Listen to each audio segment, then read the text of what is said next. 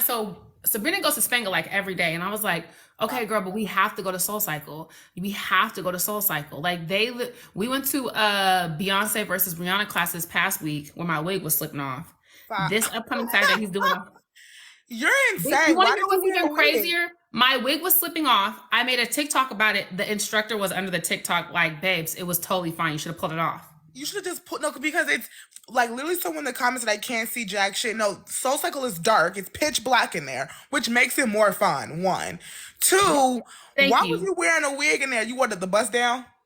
No, I didn't. I wore a half wig. Oh. I wore a little half wig, and it was. And mind you, my instructor was black too, so he was like, "Girl, Yeah, what the you should have fuck?" took it off and just started twirling it. That would have been fun. That would Soul have been Cycle just be crazy. having my endorphins on 100,000. My SoulCycle, our local SoulCycle, is doing Cheetah Girls versus High School Musical class. I said, "Oh yeah, bitch. If you think I'm not in that, and I'm in that bitch going crazy, actually." I said that'll be the day I blow. I get they have me blow a candle out. No. Yeah. That'll be the day they bring the candle to me, cause I'm gonna lose my shit. Oh my god, that's gonna be actually iconic. What's he? Oh wait, was Sabrina in here? Yeah, Sabrina on. Oh, wait. Hey, Sabrina. Hey, Pookies. How Hey are you doing, girl, love? we were just talking about SoulCycle and our upcoming classes that we've been planning to go to. I love Anthony down bad. Hey, friend.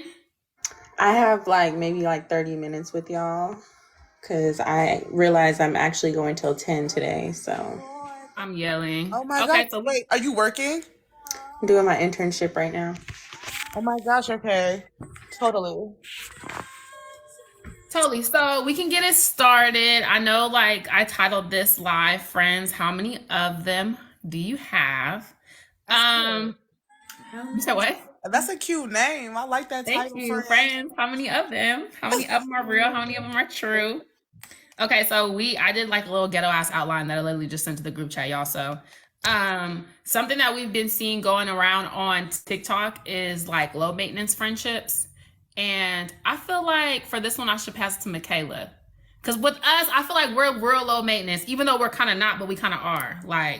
We go through our I think people have a weird definition of what low maintenance is. I wouldn't consider you and I low maintenance friendships. I just think that you and I are both very real grown adults that have things going on in our lives and that okay. perhaps we've just been friends when we had more time to just be on the phone and kikiing and being on FaceTime for 4 or 5 hours to growing up and being women with an actual agenda and schedule and work and money to be made, and you got little moms and you just don't have the time or the capacity to be on the phone for 2, 3, 4, 5, 6, 7 hours. But I think that the way that we show up for each other, or if we hang, we went to DC together, we're not friends that's I'm gonna actively not call you and check in. We're not friends that we're gonna actively go weeks without talking or weeks without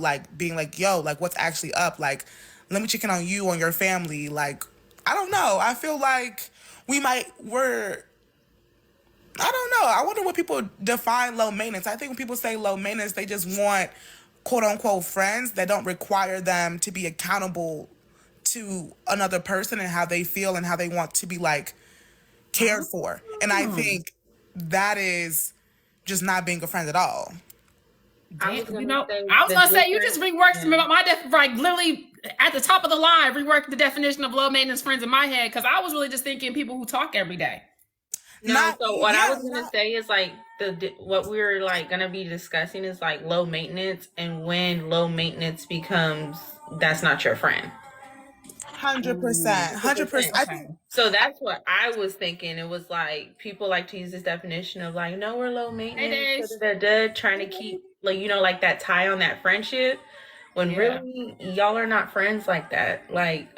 If I be keen oh, my friends is low maintenance, I don't have to see them every day, but I'm definitely hearing from my girls every 2 to 3 days. That's facts. That's facts. I'm like, what y'all doing? Like, how's school going? Oh my God, finals is coming up. Like, it's like I still know what's actively going on in my friends' lives, but still having that boundary and being like, I can't just call you out the blue because you might be doing this, doing that, and you know, you have your own life. So, You know what, Mecca? I really want to hear your point of view because I think that perhaps you might let other people in your life be low maintenance and unaccountable to you and how you perhaps would prefer them to show up it's versus about maybe to be me a and scary Sabrina. therapy session.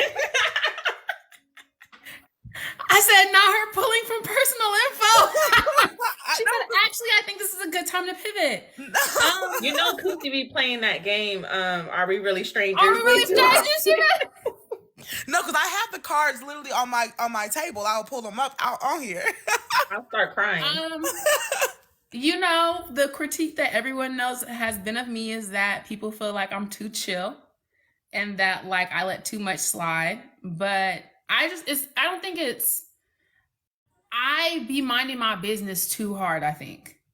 Like I really be thinking like, oh, I'm busy. They're probably busy. Like it's all right. And then I just don't even think too much into it. And then it'll be like in conversation, like with Michaela, where I'm talking, and she'll be like, and it won't even be me complaining. Like I won't even be complaining about it. That'd be the funny part. I just be when she like asks about people, I'll be like, oh yeah, da da da da. And she's like, wait, pause, friend.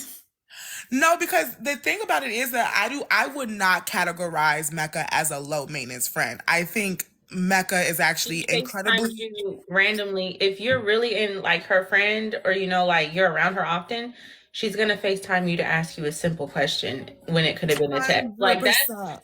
She knows what type of friend she is, and then you gotta kind of think about it. Like if you're constantly checking in on someone and you stop that and you're like, okay, maybe they're busy. How long until you actually hear You know what? You're right. You know, I will, and you know what? I was just randomly think about this, literally driving to Pilates, because you know how like when you stop. Well, since I'm a caller, you know, so like Sabrina just said, I would definitely be like, "Hey, girl, I was thinking about you." Like I'm that type of person, and I don't think too much into it. I just really am of the thought, if I think about you, I'm gonna call you. And you know, with just like Kusi said, with little moms being around in school and just trying to get into like the hang of things, I haven't been as calling people randomly as I was even like 3 months ago. So I feel like I definitely was driving like, oh, I haven't spoken to such and such in a while. But again, it's like, oh, well, I was the one calling them. You know, like just 100%. On some, and again, not even on no like, oh damn. It was just like I randomly thought of it. And I think that's also fine too, because everyone really isn't your friend. Everyone really isn't your friend. If you say it again, Sabrina. I was like, it's fine because it's categories. Like you shouldn't want that many people to have that space towards you. That's a lot of energy, especially when you're going into your like grown womanhood. Like I know people be like, oh, I have like 20 people at my birthday, but half of them you ain't spoke to in 6 months throughout the year. And it's like, that's fine, you know, for views, you know, for content, whatever you want to do with it. But it's like, for me, I'm not inviting you. Like, I was invited to someone's birthday, but I haven't spoken to them in maybe like a whole year. And it's like, I wouldn't think of inviting you to my birthday. So it's like, It feels weird that you invited me to yours. And then that's, to me, I'm starting to think like, am I a placeholder person? Like, did you need more people to come to the trip? You know, and stuff like that. I don't know. I don't know if it's placeholder. I think it's that you're a delight to be around, because there is a difference between being friendly with someone and being a friend, you know? Like, but I think from the invite itself, it felt like I need more people to come type of thing to me. But wait, someone says like I'm the friend people call when they want to get in their feels. I don't get invited out. I don't like that. You shouldn't answer those calls if that's all they're calling for. Yeah, boundaries. Boundaries 100%. Something I like that Kusi does. Something I really like that Michaela does. And honestly, she wouldn't have to do it because, again, I don't mind. But Kusi is good for, hey, friend, do you have the capacity to let me vent right now? Like, she always asks. But, like, I know the tone of the call when I'm getting the call. Like, is this a vent session or is this a kiki? Like... And I think that's good to like warn your friends before getting on the phone, just so that they know how to like respond to you. Yeah. Totally. But I think also too, like when you're thinking about reaching out to other people and kind of figuring out the delineation of like what type of friend that you are, you have to understand or kind of feel out, does this person that you're calling or want to hang out with or you're calling a friend even want to be accountable to you? Does this person even want to be a soft place to land for you? And I think that's like where the discussion comes with like low maintenance friends. Some people don't want to be deep with you, and that's calm. Some people just want to keep it light, keep it fun, keep it hookah and bottles. We need more fashion content, guys. I know, but anyway, we need to keep it light. We need to keep guys. We need to keep it cute. Like, we need to just keep it fun. Dinner and drinks. People don't want to be on the phone with you talking about, like all of your deep dark secrets and how your man hates you and like. And that goes all into the screenshot I sent, and it was like, listen, because it all ties together. The screenshot literally talks about how it's so draining to have a friend around you who always has something going on. Something is always negative. It's like, it's never like positive on the phone. It's always about them. You never have room to talk about yourself, or like, oh, if I answer this call, I know she's about to say something like move cringing, like move like crushing. And that's the type of friend I can't be friends with people like that. I learned that about myself. I'm not that. I can't. Well, we know you can't, but like I just feel like as someone who is a generally happy person, I really am the glass is half full. So when I understand sometimes, it gets rough, you need calls to like boost your, what is that? Morale. But I hate, like, I had a friend like that and I said, baby, I can't do it. I'm sorry. Like I had to really back up. Like, and it's okay as people to have stuff going on, you talking to your friend, but you can't let your friend be your emotional baggage person. Like that's a weird filter. I'm screaming. It's festive. But like at that point, you need to go get a therapist, because baby, I have my own things going on in my life, and it's like, it's not really all the way fair to me if you just call me on some negative stuff all the time. Like, I want to hear about what happened good in your day, what happened good in your week. What did your man do good for you this week? I don't know. I'm not pro men like that, but what did your man do good for you? Yeah, no, like, but seriously, like, I need to hear something good, because what if I was having a bad day? I think that's a good question. How do you create that boundary without being the villain? It doesn't matter. If you have that conversation, as you grow older, as women, as Black women, you're going to have uncomfortable conversations with your friend, regardless. And if you ever feel like scared to say something to your friend, or you feel like you're going to instantly become the villain, y'all obviously don't have that type of relationship where you can open up with each other regardless. So, you know what though? I think that you need to be okay with being the villain. And but Kyla, get in my brain. I was gonna be like, 'cause sometimes you're gonna be that. Sometimes you have to be okay with being the villain, being the bitch, being self-absorbed, being not a good person, being whatever they want to call you. All the time, I'm vain, self-absorbed. Wait, hold up. Let's run it back to Sabrina literally ending a friendship. She said, I don't have time for this. And ghosted hard ghost. Said that's it for me. That's literally how I be. If I feel like, I've told Mecca this before, and when we was like, I think we was like drunk somewhere or something, and I was like, Mecca, I just don't feel like that girl added value to my life. And she was like, real tea. Wait, that is such real tea. She literally was like, whoa, I mean, you know what? Fuck it. And I was like, yeah, I just don't feel like homegirl. I was like, I was literally, when she said it, well, when you put it like that, like, Yeah. I was like, and I don't feel like it needs to be an explanation, because me and her wasn't friends that long, or like, I feel like we didn't have that type of friendship where I just needed to tell you. It was like, I felt like she would get it. Like, we don't add value to each other. But you know what, though? I do think that there is a difference between having boundaries and then being avoidant, and then like not even wanting to have any type of accountability to a friend or a person. And I think you need to be careful of like having so many boundaries that like you're not even really connecting with anyone.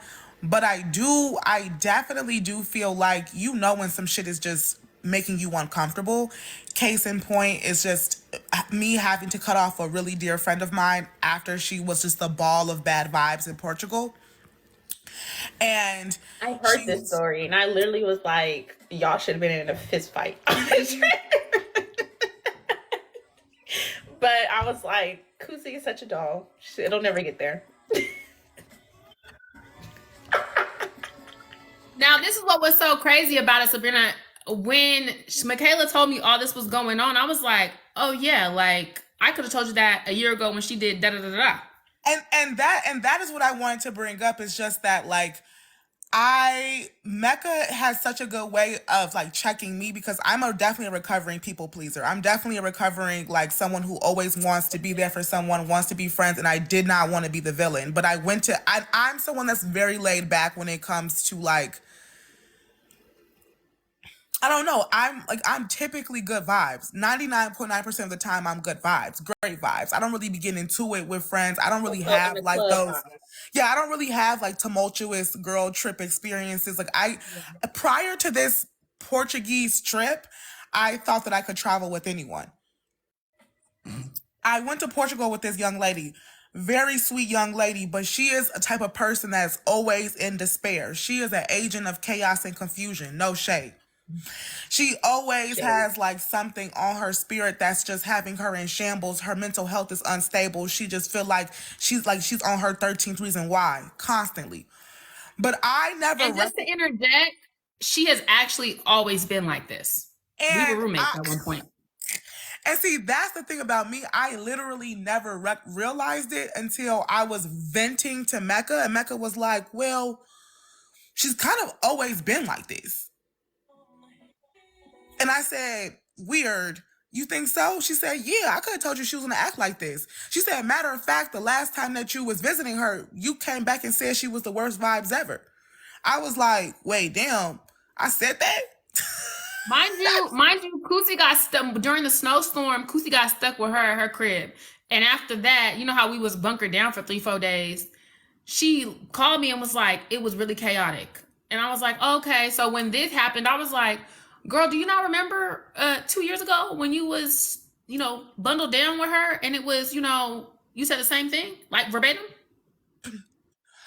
And you know what though? The thing about it is that someone asked did I tell her I'd be blunt with my friends? Yeah, I told her when I broke up with her. I told her when we had a conversation post Portugal and we decided to just take a break on talking so much.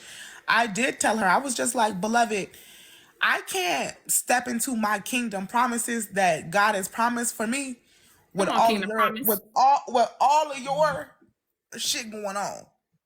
You know what? I would like to pivot here and discuss mental health, because I feel like sometimes when it comes to being the villain, if your friend struggles with mental health, it takes a lot to have people with mental health issues, or who struggle with that in your life. And sometimes I personally, like, one thing I know about myself is I don't think that I could, a young lady like that young lady, like the constant, I don't think I could handle that. Absolutely. I don't think that I personally have the capacity to be friends with someone who needs like a constant shoulder the way that some people do. Yeah, because at a certain point, I have tons of friends that have tons of mental health issues. Like, it's 2023. A lot of people have all type of diagnoses, but the onus is still on you as an individual to take control of it, to get help. It's so unfair to put all of the pressures, all of the chaos of like your mental health on someone else and giving them to deal with it. It's a fine line between being a safe place to land for your friends and then being like a professional psychiatric help for a friend. I can't do that. I will show you water, but I'm not fighting you to drink it. That's a word. Exactly. A therapist friend had told me, and they were saying that even when people are going like through their like episodes or they have like, whatever's going on, they're still accountable for how they act in that moment. 100%. And it's unfair to say that, because I know tons of people with mental health issues that are actually quite regular, actually quite delightful. I mean, most are. So it's very weird. And it's just very draining. And then also, like, when you're as a woman, real shit, as a woman, a Black woman specifically, and you're trying to level up, you're trying to really, really for real, like, come into literally all of your kingdom promises, you can't be around no Debbie Downer ass bitch like that. I can't. You can't be around all these woe is me ass person. You can't be around someone who is always talking about what they can't do, how something's not working out for them. Because you will never be able to come into your kingdom. That energy will jump on you. Because it's gonna jump on you. Yeah. When I was starting, like, I think it was like my second year of grad school. Mind you, if you know my older sister, she's kind of like a Debbie Downer type of person. Like, that's just her brand. But the second year of grad school, that was probably like the hardest year for me. And so I had to have a conversation with her, and I was like, listen, we either got to be happy today or you can't call me today. And that was literally how it had to go. Yeah. And we had this conversation. I was telling her, like, you know, you're kind of selfish when it comes to your feelings. I know you have all this going on. You feel like da-da-da-da-da. But your sister's fighting for her life here in Houston. And you ain't even asked me one time what's going on. And we do have a better relationship now. So, like, even though you might have friends like that, if you can have that type of conversation with them and you want them to stay in your life, like, obviously I want my sister to stay in my life, that conversation is going to go somewhere positive. Like, hey, we can't always be doing this. This is not my type of vibe. We're going to have to fix this, or we can't be talking. Because I didn't talk to my sister for maybe like 6 months after that. And then we talked again, and we was like, let's do a positive front. Like, let's do it like this. And me and her, we have great conversations now. It's not nothing positive. She's actually elevating in her career and stuff like that. So it's like, sometimes you kind of have to be like, you can't be speaking negative on yourself, and you can't do it around me, because I got my own shit going on. 100%. I think it's hard. I think it's so hard, especially when it's with family, because it's like when you're breaking generational curses, or you're just trying to like move away from what perhaps is like the norm in your fam. It's so hard to navigate conversations. I saw someone put in the chat, like, that's them with their mom, and I hear that so much. I mean, I see it so much, and I just think that it's like such an overwhelming pressure on like Black women to be a martyr for the sake of quote unquote loyalty, or whatever the fuck people like say, or for the principle on it. And it's so limiting, and it's a way sometimes with family, when you're breaking generational curses, they subconsciously are like reaching out to bring you back, and it's so hard. Yeah. It's so hard. I mean, y'all know I wasn't talking to my brother for like a year for this exact reason. And me and my brother are extremely close. We will stand. Oh no, where'd she go? Trigger than him. Oh. With family or like whatever, I just know, like, the people around me, we be standing on toes. They don't care who it is. You do some weird stuff that messes up my vibe. Look, everybody who knows me knows that, like, standing on toes with Darrington was hard, but I had to do it. I feel like now that we're cool again, we're in such a better place. And I just feel like he just needed to know that. Like, I wasn't playing with him. Oh, you know, have you guys talked about it? We have, but you know, Darrington isn't like emotional in that way. I don't think that he is a mature, like, he has matured, but he's not finna get deep in feelings. Like, did he say, I'm really glad, like, did he say, I'm really glad to be talking to you again? No, but has he called me every day since I've, you know, kind of let him call me every day? Yes. Oh my gosh! Right. You know, it was wait, Michaela, did the third day in a row? Did the third day I let him call me? He said, "Okay, so I'm coming to Houston for your birthday." Okay, well. Oh, he miss you, Stinkle. Let's have a convo about what happened.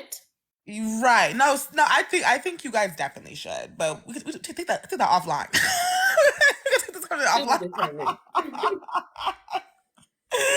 No, I'm saying we already did though. Oh, okay. The convo happened, but I was just saying in terms of standing 10 toes on with your family, and someone in the comments had said, you know, Sabrina, you probably changed the trajectory of Nat's life or whatever. I was just saying, like, sometimes you have to be the villain to fix the relationship. Do you get what I'm saying? You just have to play that role, because I feel like if I had not done that, then things would have, I would spend the rest of my life being irritated with, you know, like his behavior on a certain level. Now, you know, like that's a hard 100%. Boundary for me. Like, I'm not, like, I will stop talking to you.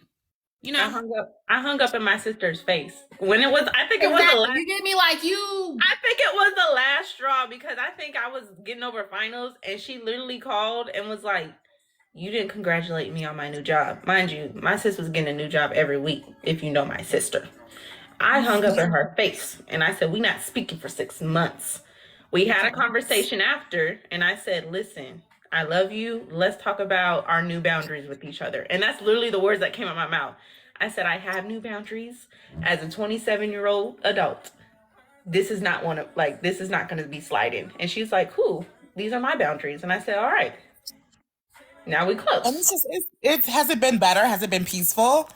It's been really peaceful. Like, she doesn't call me on negative stuff. Like, whatever she has going on with, like, her friends or whatever on her side that she knows has nothing to do with me, or, like, I really don't care too much about, she don't involve me in it anymore. And it's like, she'll talk to me about, like, happy stuff. Like, oh, I just got a raise, or, you know, Emil just got into this, or da-da-da-da. So it's, like, so much better. Like, it's a relationship that I feel like should be with the sister.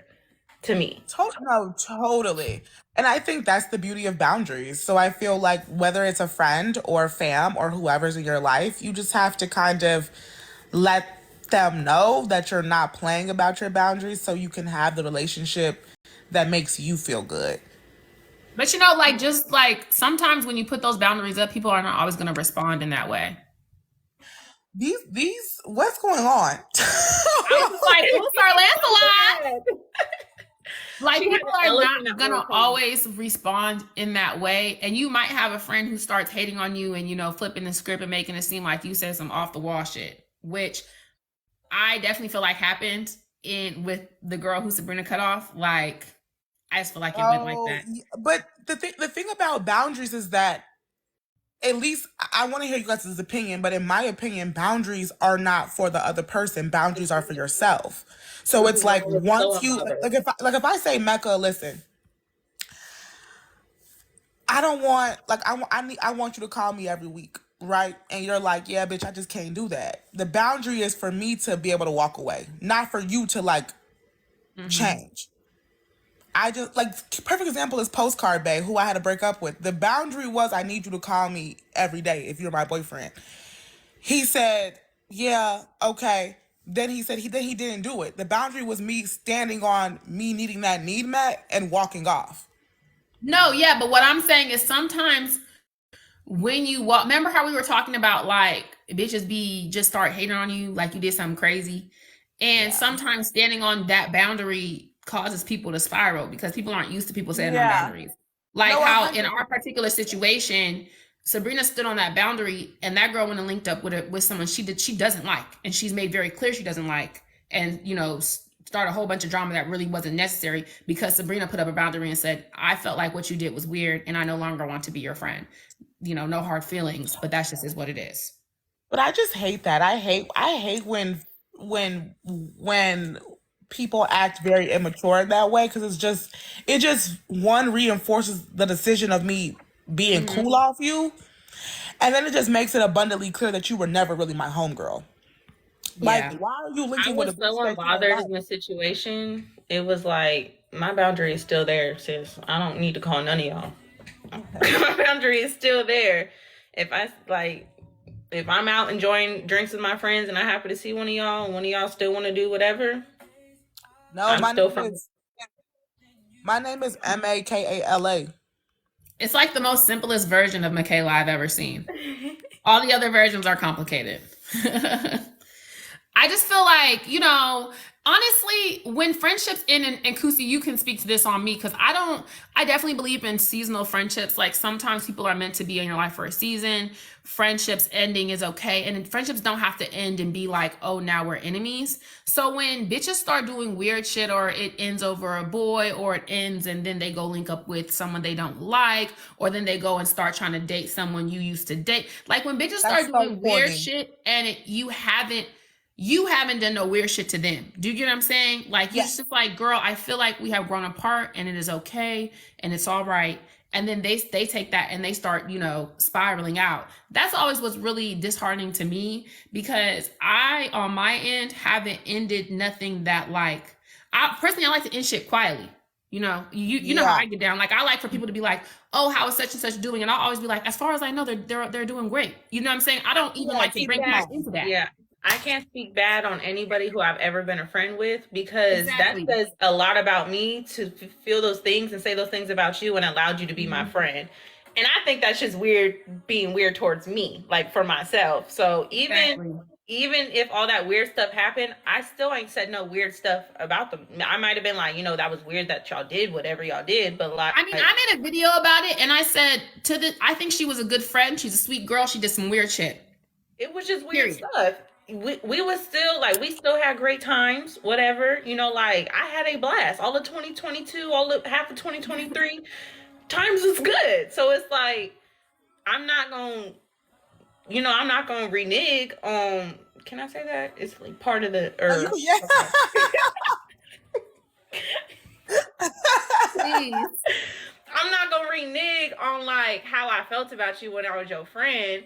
100%. Unless you did some, like, weird, crazy stuff to where it's like you could literally go to hell, I'm good. I'm not gonna speak no bad stuff. Like, I'm not. I might be petty in some ways, but I don't care enough to be doing all that. That's just not my character. 100%. I think that I hate that though. I hate when a bitch be a hater. But my thing is that when you act like that, when a friendship, at the end of a friendship, if you just can't bow out gracefully, I think it makes it abundantly clear that you were always, you never had really any good intentions. You've always had like a secret little, like, you had a little vault waiting. You had a little secret, you know what I'm saying? Waiting for us to not be friends, to be like, this. Exactly. Like looking back, did you guys have moments where you were like, low key, this bitch hates me? Yeah. I mean, I did, but not like in yeah. I mean, again, I wasn't even the one beefing with her, but this speaks to, so actually this situation is what Michaela was talking about when she was like, do you feel like you're too chill? Maybe too chill, maybe a little bit too chill, because it's not, I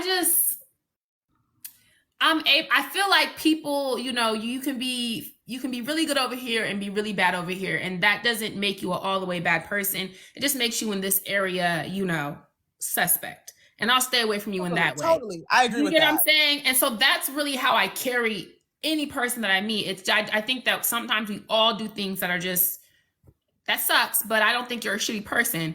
And something I always noticed with her, especially like, given the fact that like during the course of our friendship is when my TikTok following actually grew. So when I met her, I probably had like 30,000 followers, and she was with me to the point when I got to like 300K. So like the more constant people coming up in public, the hey Mecca, hey Mecca, hey Mecca, and it always was just like it was a little comment, it was always a little something, like, you know what I'm saying?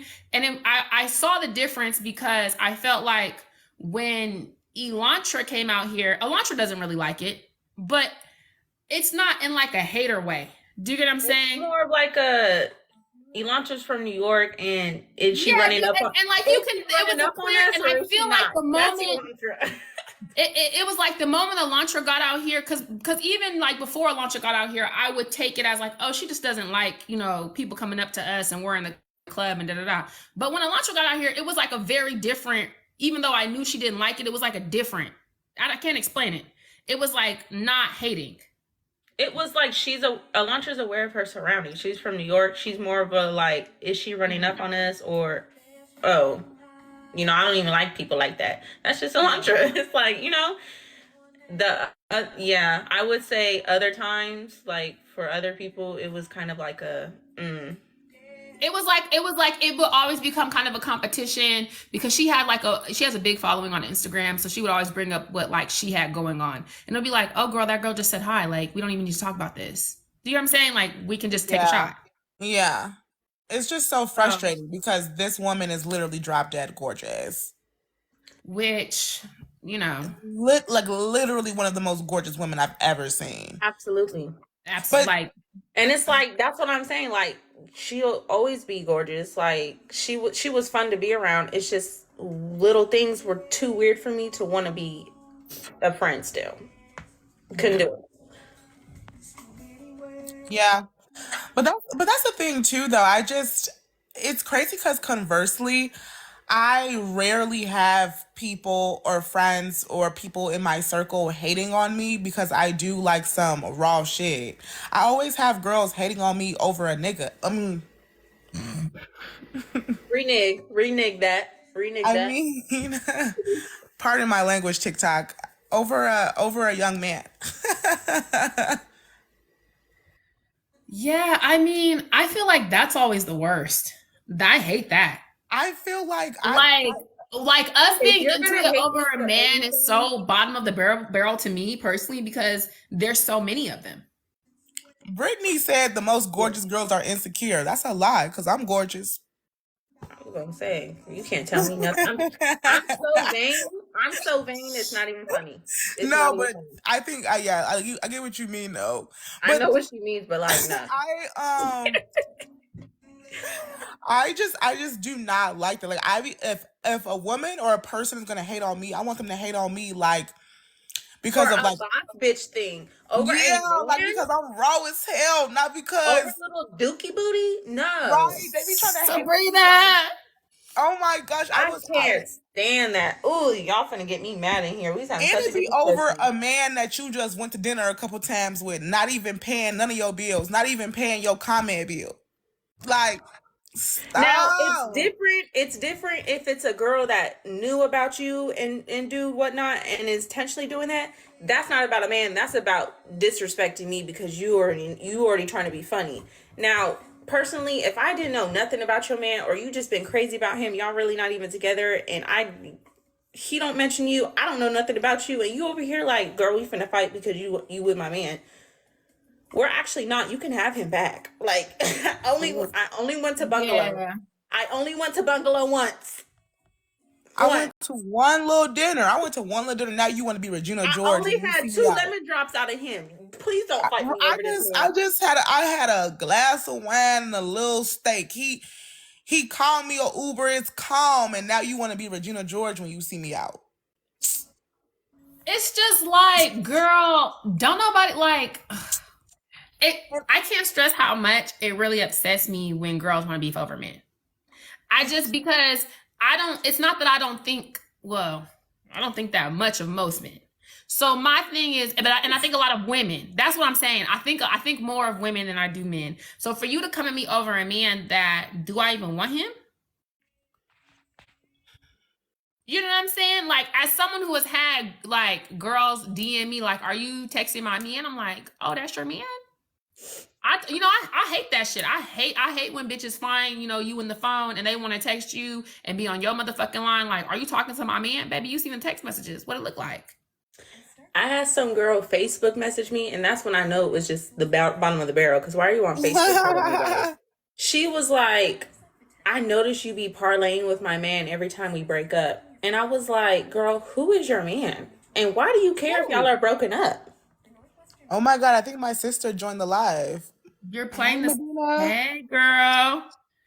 Like, girl, you're playing this game wrong. I said, did you say parlay in my Facebook messages? And matter of fact, do you want some tips so I can help you play better? I said, who is your man? She told me. I said, baby, I wouldn't even give him no water if he was thirsty. Please, Sabrina. I'm gonna be like that. I've had a girl DM me talking about my man reacts to your picture or reacts, whatever. Are you talking to him? And I was like, babes, baby, I can't help I'm a bad bitch. What do you want me to Please. do? What do you want me to do? I would react. More conversely, last year I had my abortion baby daddy's girlfriend at the time hit me like, why? First of all, and I made a video about it. She said, why is my N-word in your phone? First of all, the bitch is Mexican. So I was so confused I was there. as to why she was saying the fucking N-word. I was already taken aback, like, whoa, baby. She's trying to be into it with me. Like, and I low key got into it with her. I said, babes, you should ask you. So did you read the messages? That's my first thing. She's like, yeah, and I just want to know why you in his phone. Well, if you read the messages, you should have known when I had asked him for that money and he said okay and he sent me the cash out. You should be asking your man why he's sending another bitch money. That's number one. Period. Let's you start shouldn't there. even be in my motherfucking phone. You should be asking your man why I was even able to hit him and ask him for some money, and all he said was got it and sent it. But you trying to be into it with me. Your brain not working. And it's because you over there shaped like SpongeBob. Hold on.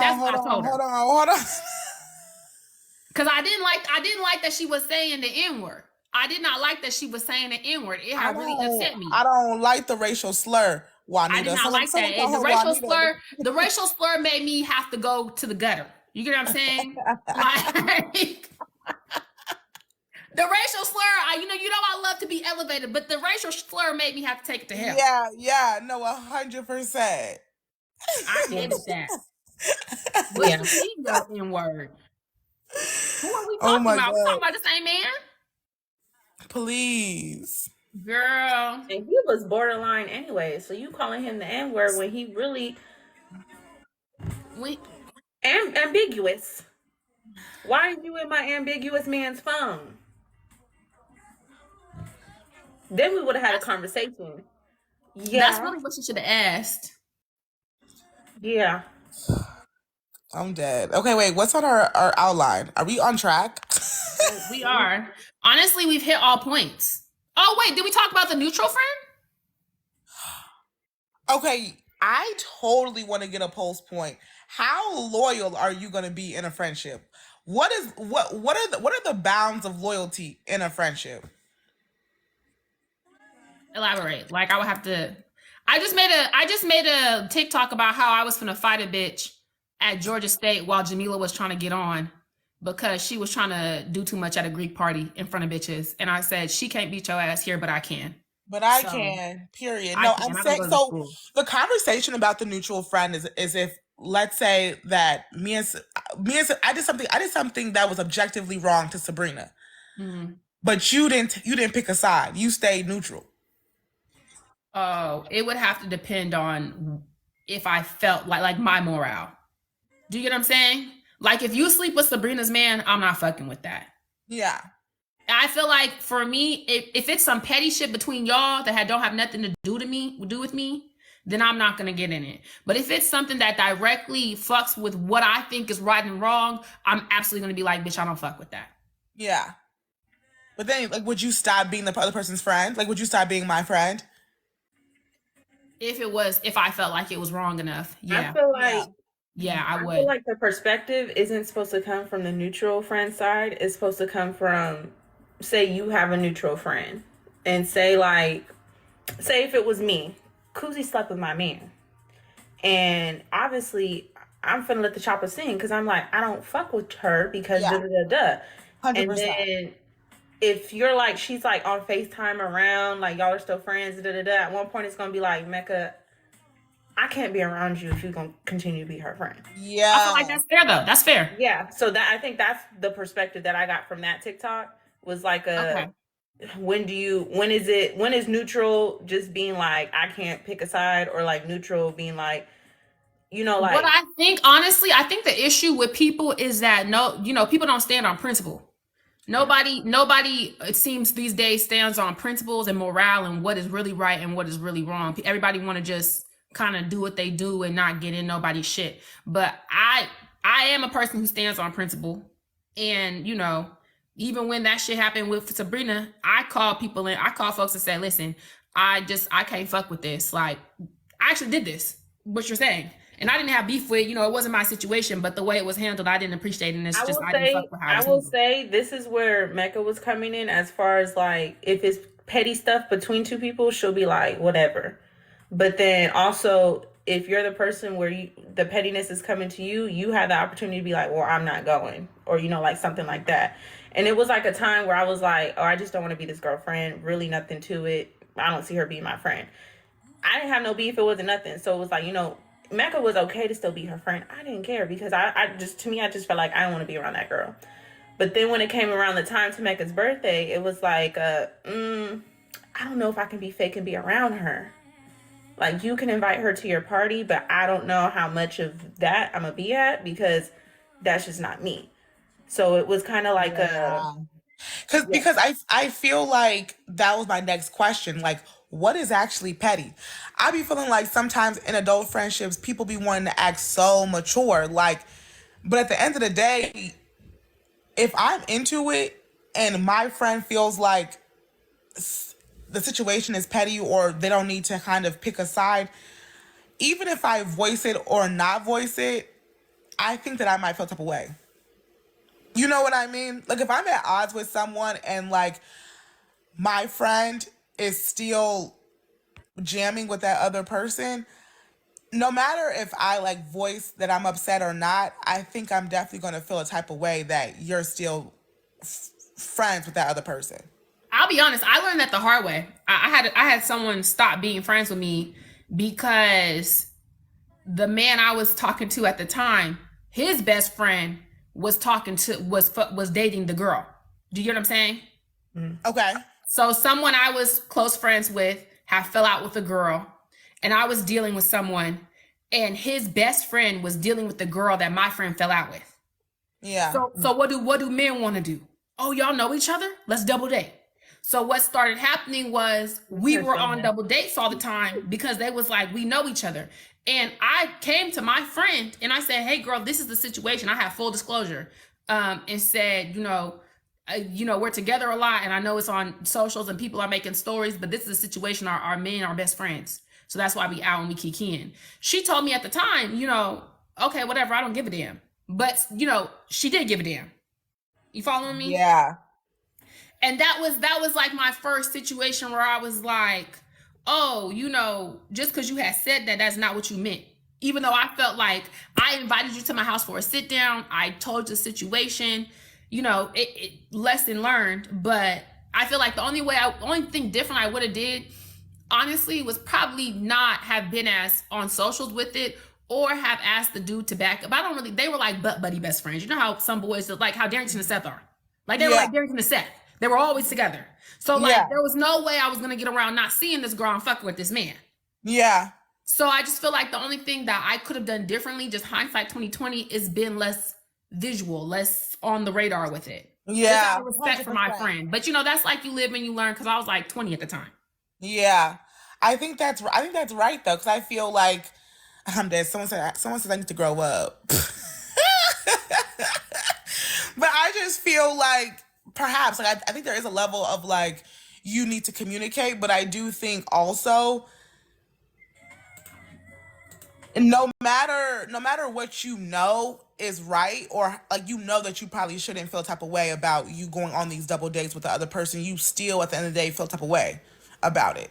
Yeah. So you're trying to save face by being like mature. Oh, I don't care. Like, you can go do it. And then I see my homegirl literally on Insta like. And I really would have rather her say that, because we were close enough that I would have just told him like, yeah, no. Yeah. Do you get what I'm saying? Like, I would have told him like, yeah, I'll get up with you when they leave. Yeah. Because I know you're gonna be around your bestie. I know his bitch gonna be around. Yeah. So like I will go out with my friends, meet you, or just kind of limit my interactions with her out of respect for my friend. But see, my friend had told me she didn't give a fuck. So then I carried it like, oh, you said you don't give a fuck, so it's whatever. Yeah. But if the shoe was on the other foot, would you care? I feel like I yes and no, but I'm also someone who I don't mind saying that. Right. So it's just like you know how I get down.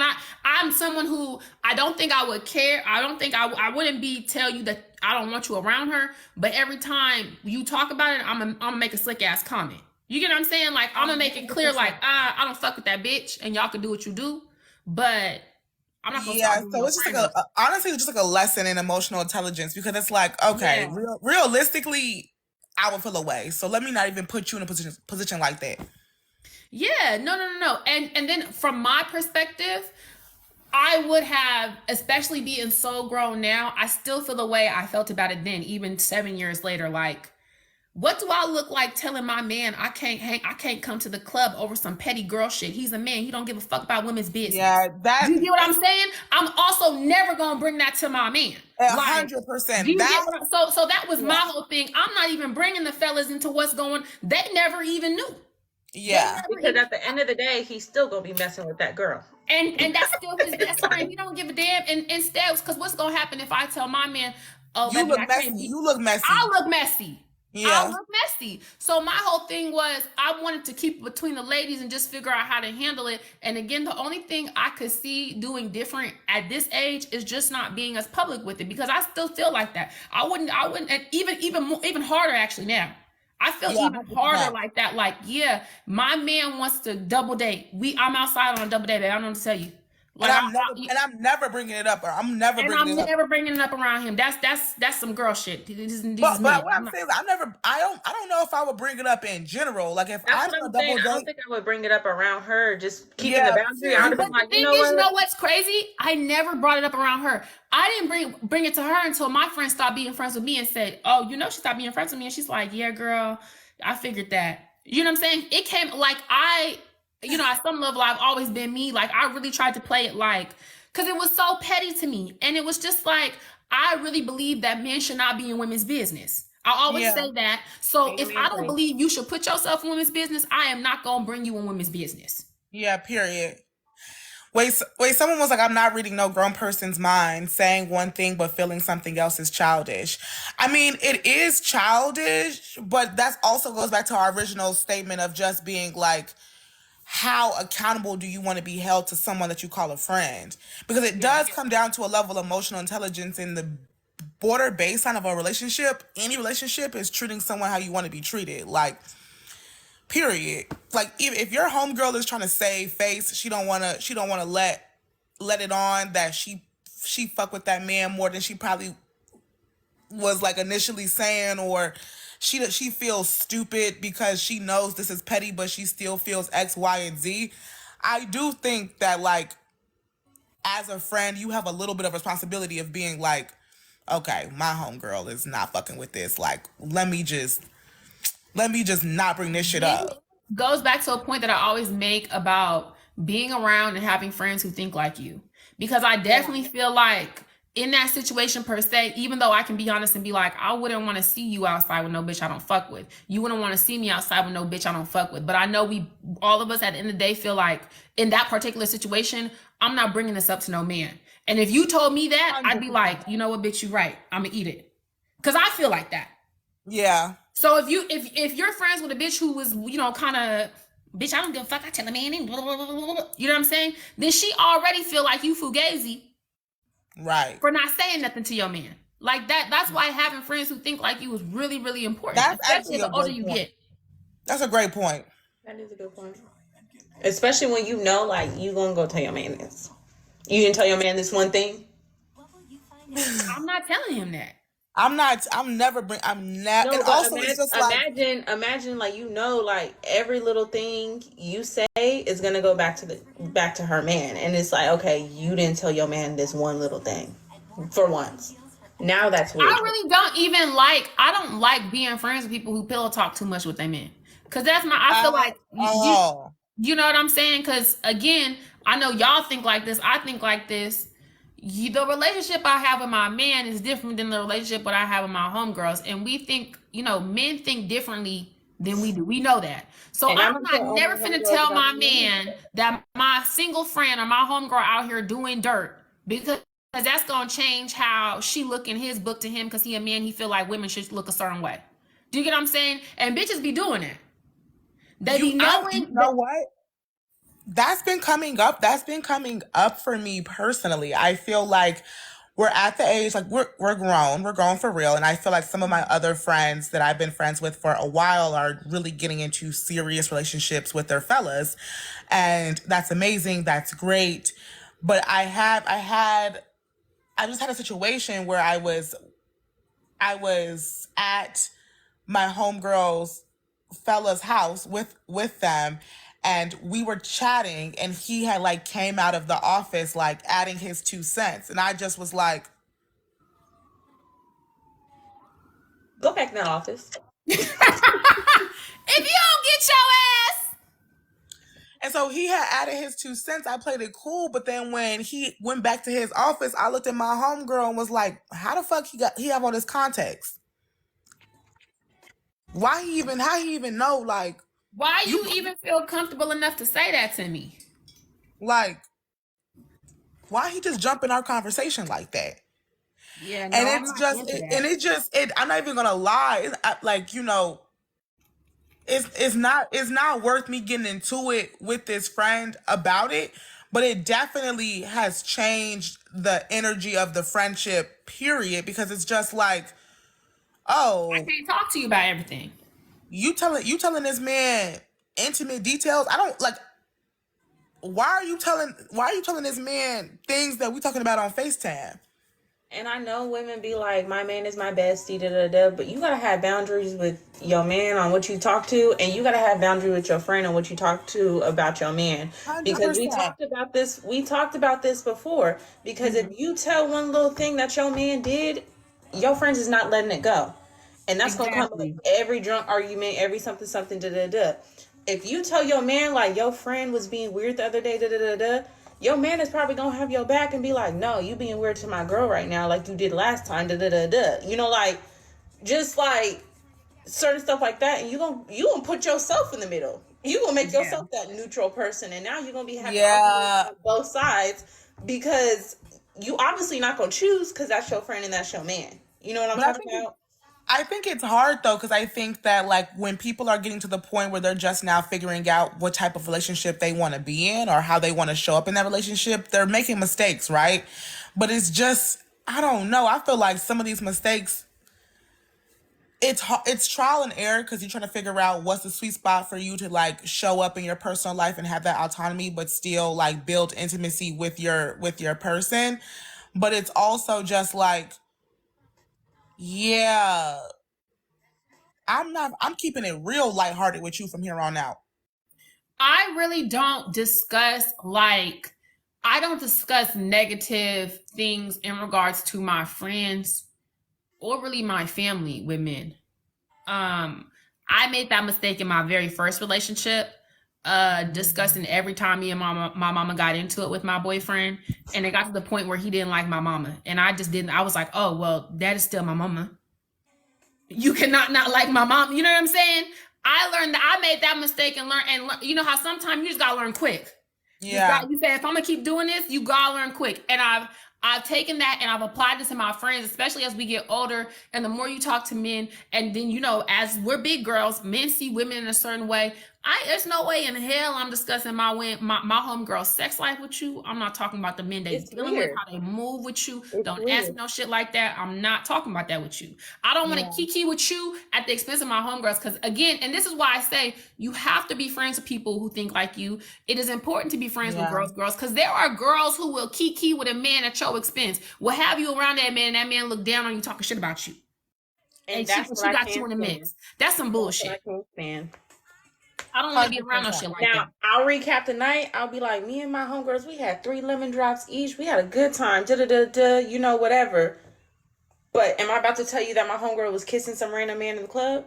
No. And that be the part. Y'all be telling these men every little detail. That's unnecessary. That's none of his business. I don't need to tell you that, because then you're going to think my friend's a hoe, and then you're going to think I'm a hoe because I'm around my hoe-ass friends. And I don't need you trying to start no narrative about me and my friends. Like, it's not even like that. It's not even like that. It's literally not even like that. A little dirt in the back or whatever. I'm sure there's plenty that you don't tell me what goes on around you and your homeboys when y'all out.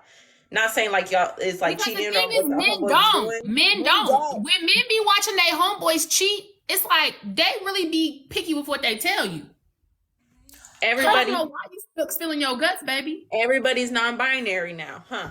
In this story. I'm screaming, but seriously, men are amazing when it comes to not oversharing, keeping boundaries, not kikiing too much about their friends' business. Like, I think it's mostly women that like to enmesh all of their identities and all of the roles that they hold in life with their relationships. And that's because a lot of women don't know how to build intimacy with a man, or they just trying to make fetch happen and it's not really happening. Because that friend I was telling you about, whose man interjected in our conversation, she not even with him no more. And it's just because it's like, right, you trying to grasp at any little thing that you have going on in your life to build intimacy with this man. And then what was it worth? What was it worth? Was it worth it? What was the reason? What did you gain? What was the reason? I literally saw a TikTok today that was saying, like, when you grow, I be getting all my stuff from TikTok, y'all know me.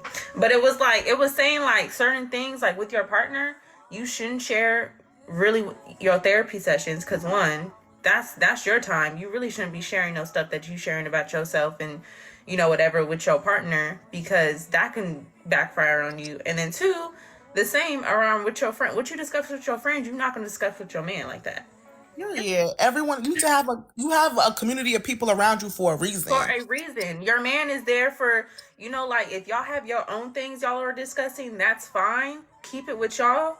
Keep y'all intimacy with each other. All that. That's cute. Yeah. I feel like people be sharing that information because they're just not interesting, or they're not particularly happy with what they have going on in their own life. So they want to bring in tidbits from other people's life to make it seem like they have interesting things. Yeah. And it's just like, I'm sorry, keep going. It just really rubbed me the wrong. It's so hard because this is someone that I really love and care about, and it's just like, it's crazy because I literally know from that point forward I literally have not told them shit about what I have going on. I mean, yeah. I agree with you, because for me, when I'm thinking about the conversations I have with men, I don't discuss my homegirls outside of like who I'm with in that exact moment. Or like maybe I just got, like, if I call a boy, oh, I just got off, you know, a little live with my homegirls. Yeah. And that's it. That's it. And that's it. What y'all talk about? We were just shooting the shits, talk about boys. Like, I keep it very short, because there is so many other things to connect with men on. It does not have to be your friends. And if you feel like you have to connect with men by talking about your friends, then you need to step back and reevaluate your conversational skills. Honestly. Or just like your insecurities. Like, why don't you have shit going on in your day or in your life that you feel like your man want to know about? No, but like, it's hater shit. And honestly, I'll keep it a bean. If your man want to sit up and gossip about your homegirls, yeah, bitch. That is the type of man that you want to be with. The only thing they want to gossip about is your coworkers and any new TikToks y'all done seen. And that's the only thing me and my little whoop-de-whoop be talking about now. The coworker I hate and all the TikToks I done seen that relate to us. When I feel like someone said, what are like, how do you know when someone isn't a girl's girl?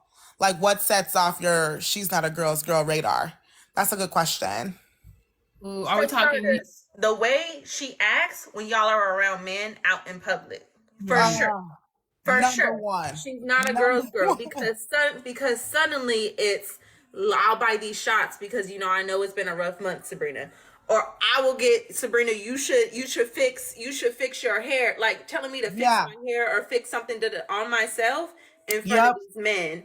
Or being like, oh, you know, like, well, Sabrina, you know, she's actually kind of crazy. Or, you know, like, just doing weird stuff. That's not a girl's girl. Yeah, that's not a girl's girl. She's your biggest hater, and she don't want you with this man. Or when a girl, everyone loves to key, right? Everyone loves to key. We all love to key. But when a girl always wants to key about people that she's friends with, people that she's in community with, people that she's cool with, and that's all she wants to do is just key. I'm like, yeah, bitch, you definitely finna spill my tea to somebody else. And you're not a girl's girl. And I only talk highly about my friend. Any man, listen, it'll be funny. Any man I'm on a date with, I'll be a girl's girl in private. It don't matter. My friends don't even have to be around. I will be like, oh, my cousin, she just opened a medical spa, like, da-da-da-da. My best friend, she's in dental school. Like, that's literally how my dates be. And that's probably why I can't keep a man, because they probably think I'm in love with my friends. I am. I love all my friends. I literally be like, she's in dental school. Yeah, we finna make it. She got a medical school. Da-da-da. That's a girl's girl. A girl's girl is someone who's going to talk you up when they're not even around. Mm-hmm. And that's just that. Yeah. Only elevating stuff. Like, why are we in public? And that's something that I learned, and my mama told me. She was always like, if you have a homegirl who talks about your friends to you, like, and y'all in a friend group, she's talking about you to other people. Just be aware of that. Yeah. Also, I was taught, you know, when I look at friendships, my mom is really good at friendships. My mom is almost 70, and she's been one of my godmoms she's been friends with since she was 4. All the rest of my godmoms she met in like college. So like I feel like I had a really good, you know, example of like female friendship and what sisterhood looks like. And there were just some very key rules. There's nothing that I would say to Sabrina about Kusi. I need to say it to Kusi face before I say it to Sabrina, or I need to be able to say it to Kusi face if someone come back to me and ask me what I said. Like there's just certain things like you don't talk shit that you wouldn't say. I don't do a who told you, like, don't tell me something. Or none of that. You know what I'm talking about? If you're not gonna name names, don't say don't say it to me, because that's just gonna piss me off for all parties. Mm-hmm. Yeah. So yeah, that's not a girl's girl. You're not a girl's girl if you're someone that A, ditches your friends whenever you get a man, or B, always tries to bring your man around. Can I wait? I hate to always bring your man around. I'm so happy that bitches don't. Matter of fact, I can't even finish the sentence. The fact that separately with each of you, I've had discussions about how I'm not even one to really want to bring my man around. 100%. I don't think y'all are either. Not at all. It's not that I don't want y'all to know my man. The only reason I'm gonna bring him around is if he's staying with me, like say he's visiting, and I still want to go hang out with my homegirls. Yeah, but that's different. We talk about no. Yeah, I feel like bringing your man that's not your husband around is crazy. Respectfully, it might be the African in me. I don't know what it is, but I wouldn't even tell nobody until I know I'm finna get a ring. Matter of fact, it's not serious business. Kusi want me to tell me his name. Period. Blake. I just think I don't know. It really has to be the West African in me. I think it's insane to want to bring your nigga around 24/7. I don't even want your man around, because when I start talking crazy, like, you know, like just girl talk, I don't want him looking at us and being like, oh, y'all really talk. We was talking the other night, you know, mind you, my friends' boyfriends is cool. They's coworkers to me. You know, I see him when we at work, you know. Yeah. But we literally having a whole conversation about like plan Bs and stuff like that. And it's like, I had to keep looking and being like, I be forgetting we in mixed company, y'all. I'm sorry. I feel like that was a really specific like situation where everybody was invited, but it definitely was us forgetting that it's fellas around. I was like, you know what? I forgot. We in mixed company. But what if the guy is bi? It don't matter your sexual preference. Right now you straight, baby. Yeah, it don't matter, babe. Like, I don't want to key. It's okay. It's a thin line, because obviously, right, like when you're serious with a fellow, you want them to meet your like friends, and like you want to kind of ingratiate them into your life. But I just feel like, how serious is it if you're not a fiance? True. Even if it's your fiance, I can 100% tell you, I'm a really staunch believer in my friend's man is not my friend. My man's friend is not my friend. So even if you were to bring someone around me and say, Mecca, this my fiance, this my husband, handshake, hello, cordial, hello. But like when I show up for shit, I'm not showing up for you. Like obviously we're cool. I'm not gonna be, you know, but like that's not us, you know. Yeah, I think that's where people get themselves, especially women, that's where people get themselves fucked up. You think your man's friend is your friend, your man's friends, your man's homeboys is your homeboys, baby. You're so dumb. And that's so weird. That's so weird to me. That's so weird to me. It needs to be a controlled environment. If you are trying to bring friends with your man, with my man's friends, keep them away from me.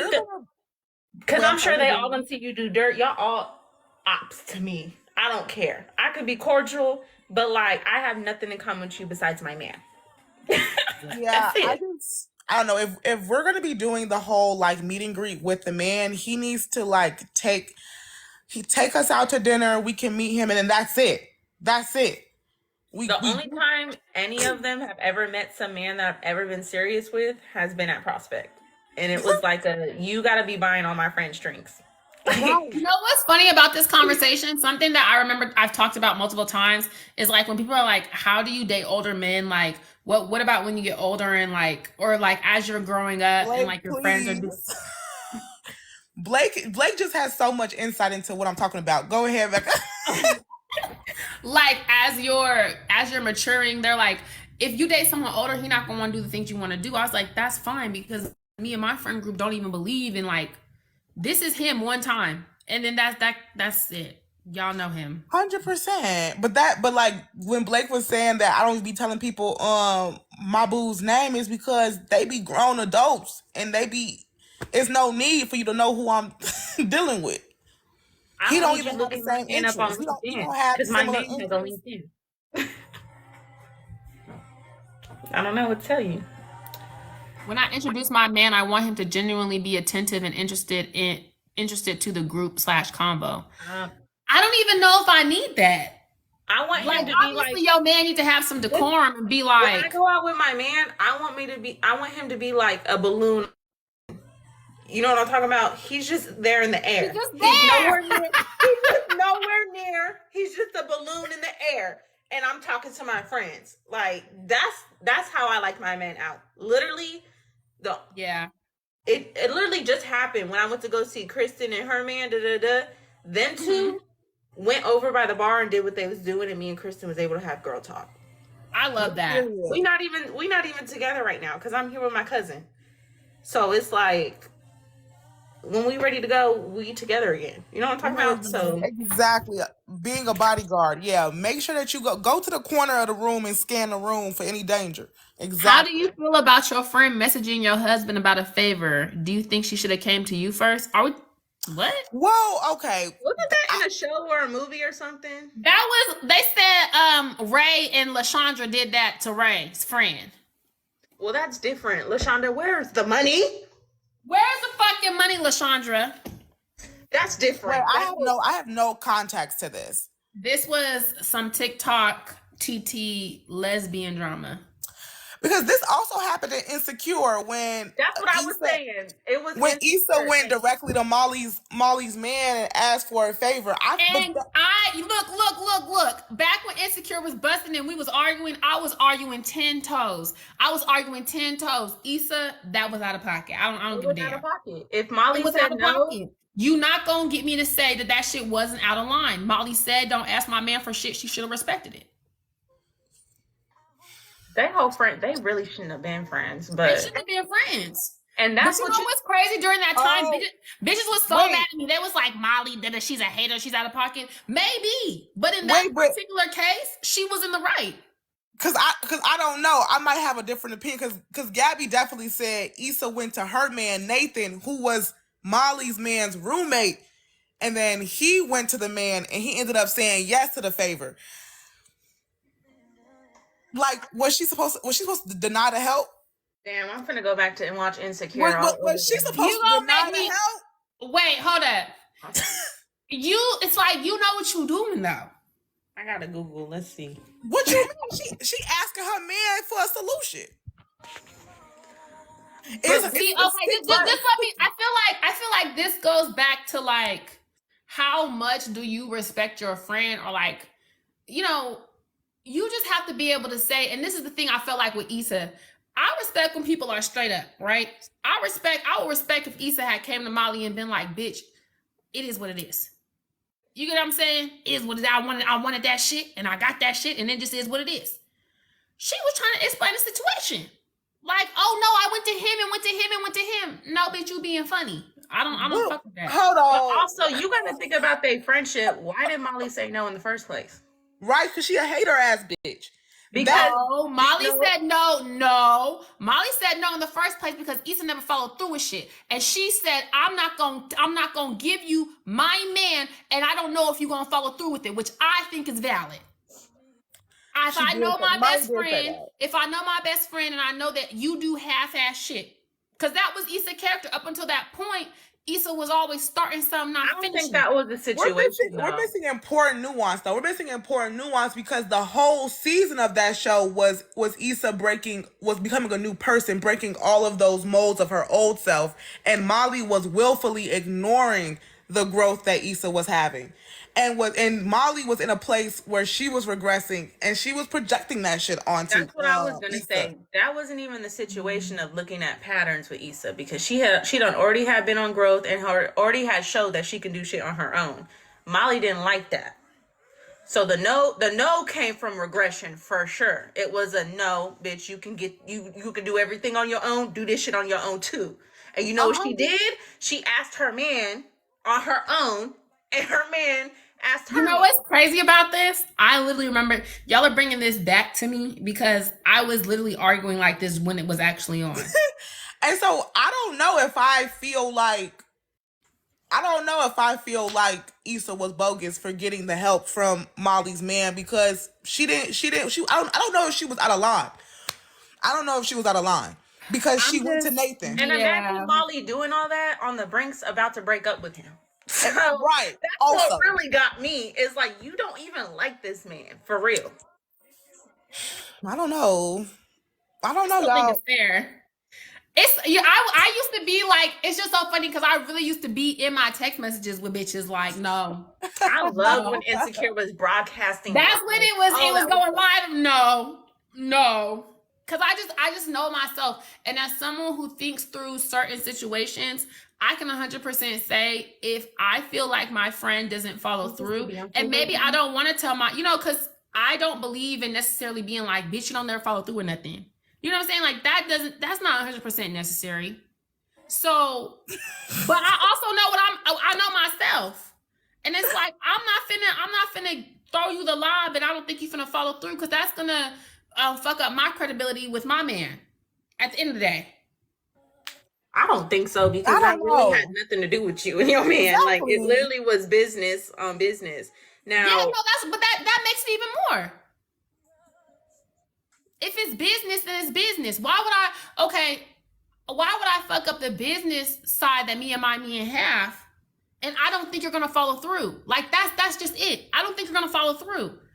As your friend who's been friends with you for years and years and years, yes, you could be on a trajectory for, like, you feel me, growth. But for me, it's like, yeah, I follow patterns, baby. And maybe you have followed through 3 times, but there were 17 times before this that you didn't. I need a little bit more. That's so hard. That's literally so hard, though, because it's just like, why are you trying to pigeonhole your homegirl? Because it's my name on the line. Why is it your name? Why is it your name? It isn't, because even Issa didn't even ask. And it didn't go through you at that point. You know what I'm talking about? It didn't even go through you. It went through Nathan and the homeboy as a favor to who he thinks. And he literally said that. The Asian dude, I forget his name. He literally was like, why wouldn't you want to help your friend? Andrew was the boyfriend. Andrew was the Asian. No, I know. Andrew literally was like, why wouldn't you ask this favor for your friend? Like, they had a whole argument about that. Like, you didn't even. They sure did. He literally was like, and you know what's crazy? Like, during the argument, I remember during the argument, I was yelling at the TV. The point I would have got off. You put your own name on the line by not even asking. So either or, you was that is so true. Andrew was in deep shit regardless, because now he looking at you like you kind of a fucked up friend because Molly wasn't saying the correct points. I remember watching that, like, they purposely wrote this. This is not realistic to me. What? No, Andrew. Because no. Just follow me. Molly is a lawyer, right? If Molly a lawyer, you got that motherfucking mouthpiece and you have that thought process. Lawyers love to argue. She letting Andrew just talk that shit to her. This already not realistic to me. Have you ever argued with a lawyer? Number one. Number two, if I'm really thinking from how I'm thinking, like, especially owning my own business now. I thought it before, but I for damn sure think it now. and I love my homegirls, but if I know my homegirl do not follow through with shit, I'm not gonna get no money involved with her, and because I don't want it to fuck up our friendship. Like, I love you, That's and true. if you fuck with my money, now it's gonna get funny. And by proxy, my money, my man money, and my man's gonna be looking at me crazy if I put him on with some funny shit. I'm sorry. I feel like that. I could still love my home. I could love Issa down. But baby, you don't follow through with shit. Why would I lob you my man and you don't follow through? That's fair. We put it that way. If they was friends, and what's crazy to me is that I used to be, when Insecure was on, I used to be arguing with this, and everyone would be like, "Oh, I didn't see that point." How you don't see that? You don't be making no money. I saw the point, but also, like, if that's your friend, you need to be able to be like, her arguing points was terrible all around, because Molly was hating on Issa. We're here on that because what Molly should have done was a no. It was just a no. You could have been like, girl, you don't follow through on nothing. Let's be realistic. Exactly. Molly should have told Issa that. That's what I'm saying. Yeah, she should have absolutely told her, and then Issa probably would have been like, you know what? I'm gonna go with a different avenue. But because Molly was already on some hater shit, and she was just like, no. Issa was like, I don't even have to ask you, really. My man is best friends with your man. Like, I don't even have to ask you. So now it's being petty because you want to be petty and just be like, no. That's when the pettiness came on both ends. It was like, I actually don't even have to ask you. I'm gonna rewatch Insecure. You gonna make me rewatch it too? I wanna argue with bitches a little bit. I wanna argue. As soon as this live ends, you know what's going on. I'm gonna have to lay here like, That is so funny. Yeah, well, you know, I definitely feel like, and mind you, the event was going so good, so your homegirl stuff wasn't even falling through until you started an argument at the shit. That's where your credibility fucked up. Oh my God. And your man was like, you lost your man either or, because he was like, you actually hate your friend. The friend that you think is your best friend, you hate her. No lie. That season, Molly's hater was jumping out. I just want to say, as a Molly sympathizer, I will always, I'm a Molly sympathizer. It is what it is. That's sick. I feel like, let me just say this. And this is why you have to, if bitches are not meeting you where you're at, you know, if you're up here and bitches are down here and you just can't, if you overextend yourself, part of the reason Molly was hating so hard on Issa at that point was because she had spent years and years bringing herself down to Issa's level. And now you feel like bitches is raising up and it's like you're kind of stagnating. That's some shit that I feel like if you had taken a step back years before, when you was up here and Issa was down here just wallowing in bullshit, this would not even be a thing. But now you're upset. Are you following me? Because you feel like I have a totally different opinion. Because you lack boundaries. I'm sorry, I'm still not sympathizing. Okay, you can't on your if I'm Issa, I don't care if Molly doesn't have boundaries with me, then that just is what it is. I obviously don't sympathize with that because you didn't have no boundaries with me. But as someone, again, Kusi, you're sitting here saying you're a recovering people pleaser. To say that we don't understand what it feels like to have at one point lacked boundaries, and then you do get to that point where you're really, now you're upset because you lack boundaries and you're reaping the repercussions of that. To say that we don't empathize with that, I don't think that's realistic. And that's why with the Molly storyline, I feel like a lot of people wasn't being fucking for real. I feel like it's easy to be like, fuck Molly, da da da. But a lot of y'all are Molly. A lot of y'all have been Molly at points in time. You can say empathize. You know what I'm saying? It is what it is. Girl, I felt her feelings. To say that you haven't had boundaries with your homegirls, and then your homegirls step a little bit too far, and now you get it, and now you getting. That's not realistic, baby. That's not realistic. And this used to be me on Twitter. Y'all not being realistic right now to me. Okay, I'm not even gonna hold you. You might have ate that one little one, but in the context, I just think like that's the whole double-edged sword of being a people pleaser. Though Molly was so deeply insecure, which made her a people pleaser, but that's not anyone's problem but Molly's. And exactly. No. in agreement there, but I just feel like when we discuss this back, people are so unaware of themselves. People lack so much self-awareness that so many people argue that they're Issa, and it's like, baby, no, you are Molly. The reason I'm able to sympathize with Molly is because I can step back and look at points in my life when I've been Molly. I can 100%. Step back and look at points in my life where I was trying to please everyone else to the point where I was pissed off, and 100%. Then I was reacting to people in a way that they didn't deserve because I was letting you step on me. And now I'm being out of pocket. But it's because I didn't let you step on me 17 times. And that 18th time, I said, bitch, now you got me fucked up. And now you're the hater. Now I'm a hater. And I don't mind saying that. But I'm just saying, I felt like when Insecure was on, motherfuckers wasn't really being fucking for real. And I would have really liked if maybe, you know how when they would do the talks, I never heard no one say this about, I never heard no one sympathizing with Molly. It was always, Molly, you a hater ass bitch. It's like, y'all bitches be Molly. We Molly. To say that you don't have a friend who you done, you know, I could tell you who mine is. Yeah, girl, that little 18 step, that did a little much. I ain't really fucking with that shit no more. No, 100%. I think you're 100% right. When you put it that way, I can't even argue with it because it's just like. And the other part is, if you are a recovering people pleaser and maybe you have tried to, and you know that you've done a lot for a friend. Yeah. The reason Molly felt like she didn't have to give Issa no like explanation when it came to not wanting to give the live with Andrew is like, bitch, I do everything for you. I don't owe shit. Yeah. To say that people don't move like that we don't move like that, we move like that. That don't make it right, but that's realistic. So that's all I'm saying. I'm forever a Molly sympathizer. Sorry. Yeah, you might have really convinced me. I'm not even gonna. That was a compelling argument. Thank you. I've had this argument so many times. That was very compelling because honestly, I can't even hold you. Like in real life, I'm Molly. I was Molly. A lot of us are Molly, and no, that's what I'm saying. A lot of us are Molly in real life. Damn. A lot of us are Molly in real life, and instead of putting those boundaries up and explaining at time number 1 or 2 why you had me fucked up, we wait until time number 10 where we don't want to explain it. I don't have to explain it. Yeah, you just got me fucked up, and that is what it is, and that's what happened.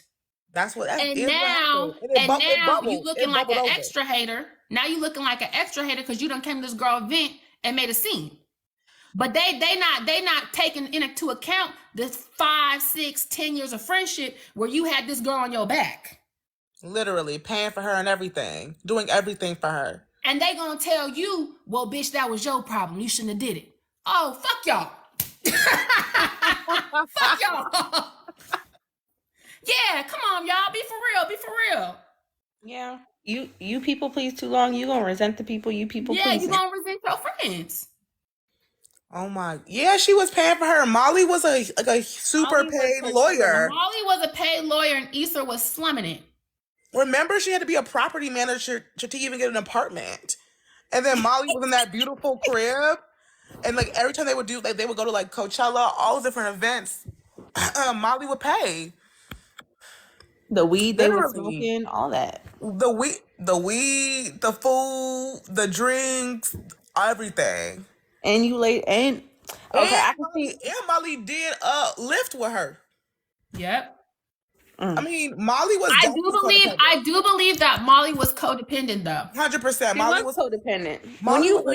When you people please so long, you can become codependent on the person that you're trying to please so much, because at the point where you feel like you don't want to people please anymore, then it's kind of like you don't have that attachment and you have that resentment, and it's like, actually, fuck you. And it's like, you know what I'm talking about? So what you mean you trying to elevate? You don't need me no more. Exactly. It's like, fuck you. Like, what is you saying? Like, you don't, I've been helping you out for 10 years, bitch. And now all of a sudden you got a new job you left, we got you. And now you happy? Was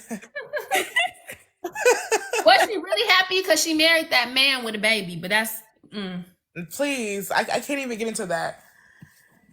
No, but I think that just goes back to what we were saying earlier about like women, especially Black women, just have a tendency of being a martyr for like like it's like this sick compulsion of being a martyr for people to tell them that they're like doing well and that they need to be needed, but it's also like it's like this weird form of manipulation. I don't know. It's just sick and twisted. Yeah.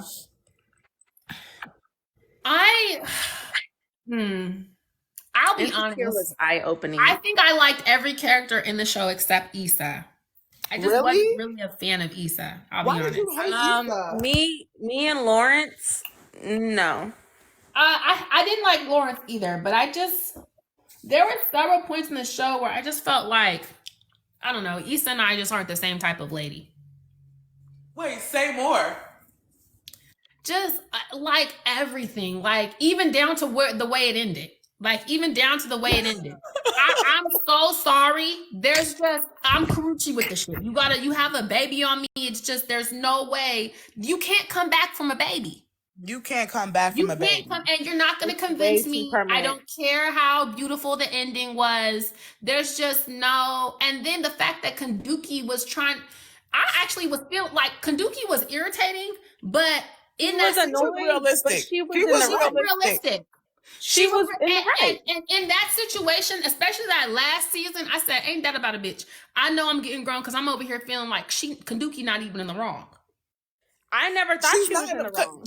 Kanduki was never in the wrong. The only reason people were irritated with her is because Issa was the main character. If Issa was not the main plot person in that show, everybody would have thought Condola was in the right, because you had this baby with me. You laid up with me.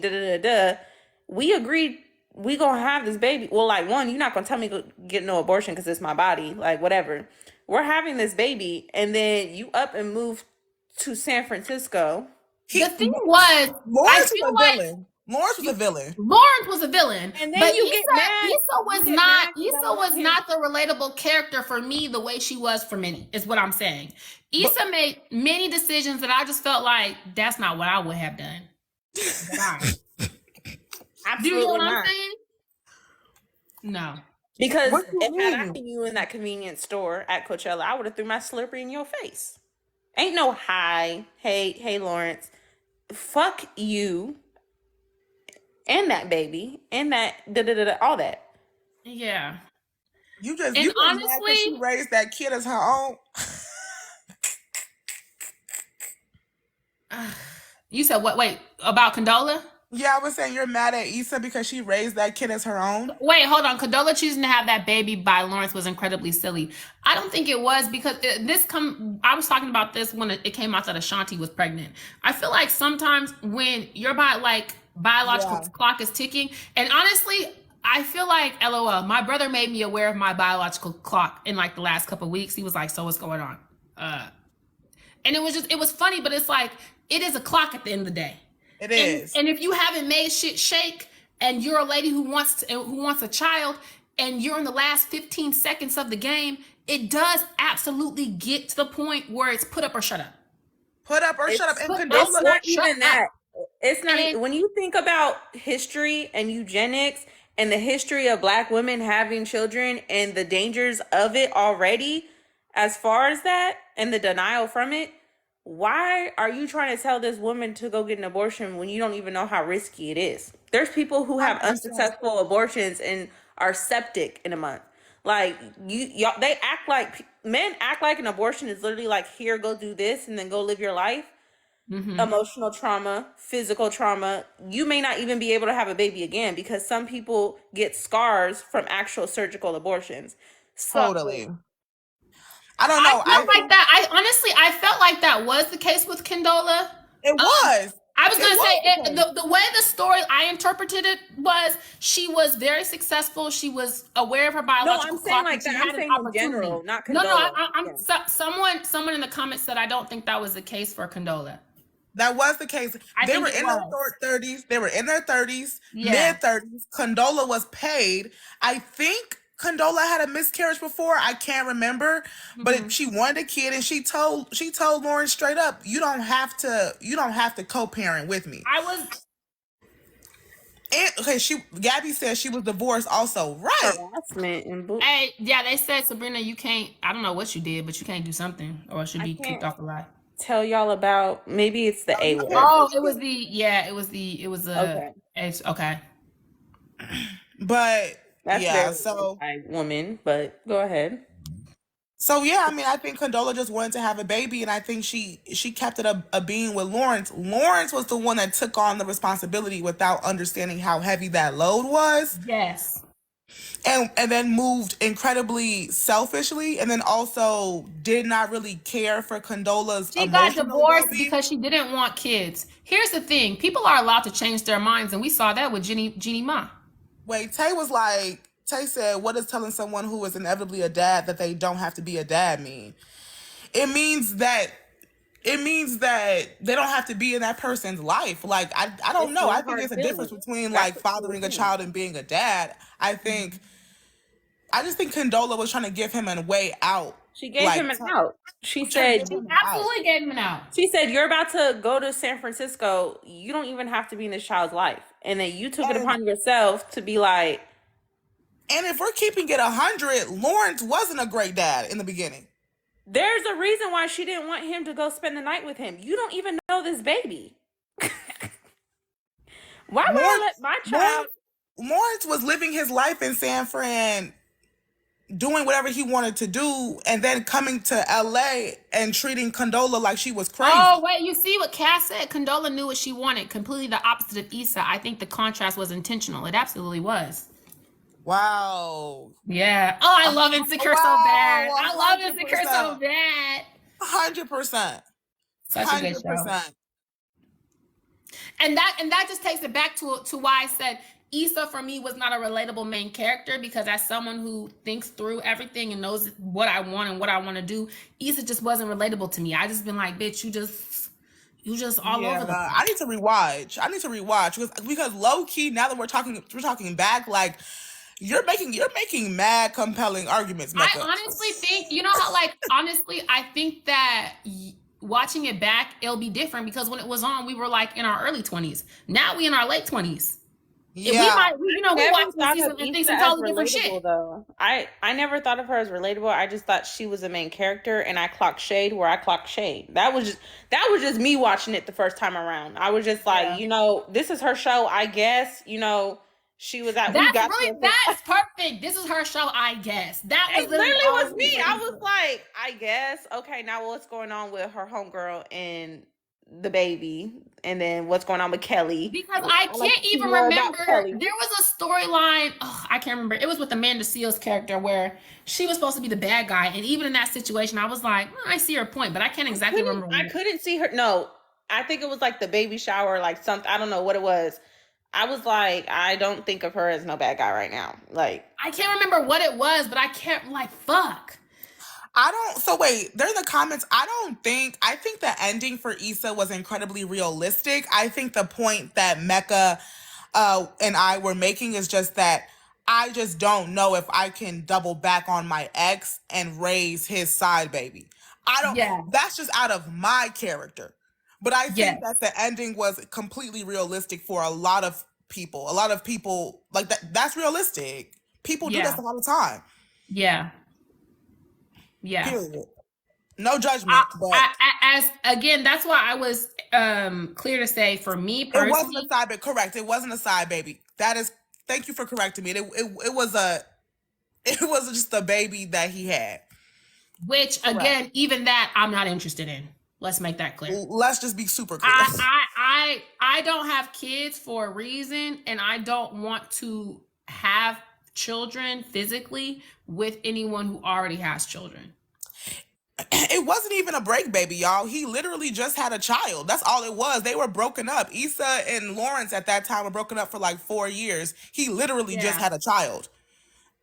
And Issa was like, you're allowed to do that. I just am not interested in that. Yeah. It wasn't even a rebound, baby. I don't want to get with no one and you have a child and I don't have no children. And Issa didn't have children either, and Issa was at the height of her career. Issa was just so dumb for going back, because you spent 5 years with this man on your couch who you resented so much and hated, and it took for you and him to break up to elevate, and then you went back to him. Yuck. I mean, but that's what a lot of women do, though. And that's why I said I could never relate. I don't know what they're talking about. Yuck. I don't know if I can say you never She say cheated never. on him, though. Valid point. Never say never, but as of right now, I don't see a reality for me. Oh wait, well, how old were they in Insecure? They were 30. They were had to be mid. By the time they were the end of Insecure, they were like 35, 36. Okay, so I do think that like that age has different rules.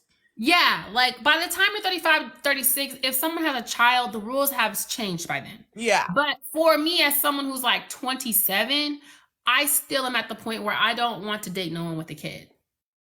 No shade. My ex no or not. shade. No shade. Yeah. No shade. I do see how by the time you get to 36, 35, 36, it gets a little bit harder and you do have to consider some things. 100%. But again, for me watching Insecure, especially at that point, we were 24, 25 when Insecure was going off the air. It was like, no, this is not relatable for me. Yeah.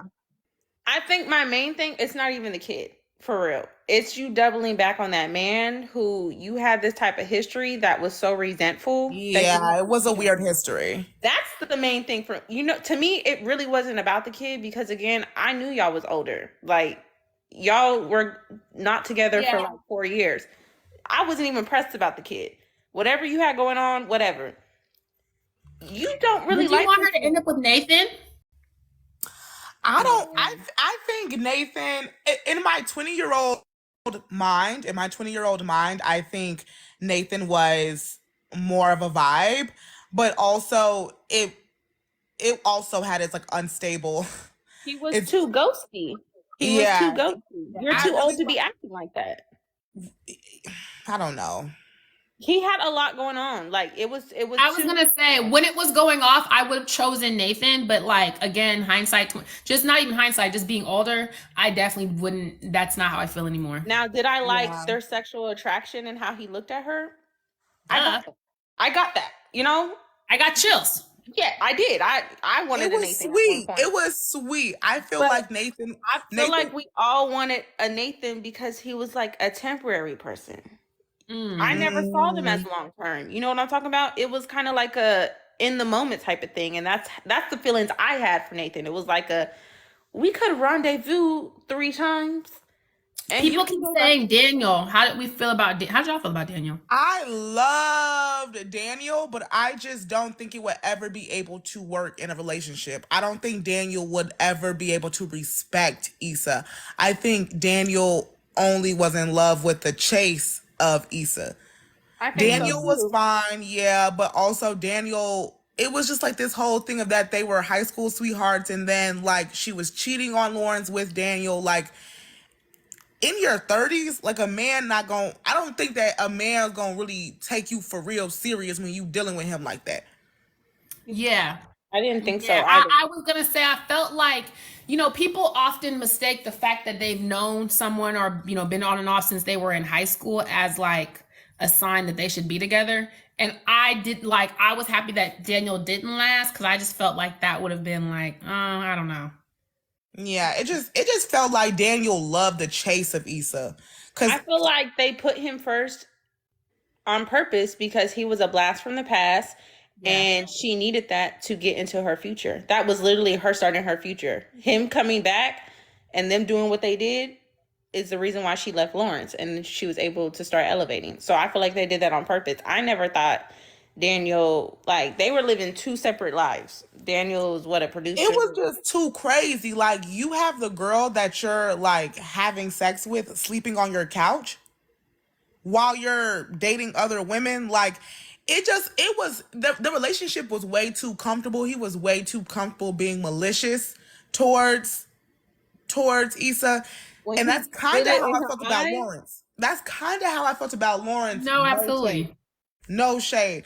I feel but just to your point, when you let men be a little bit too familiar with you, like this is what I was getting at when I was saying, I'm not talking to my man about my homegirls about certain things. I don't think that men should ever be so comfortable. Yeah. Men should never be so like, she's always going to be here. I could say what I want to say. Or like, I've been dealing with her since I was 16. Like, I could double back at any point in time. Like, no, there was absolutely like, you can't do that.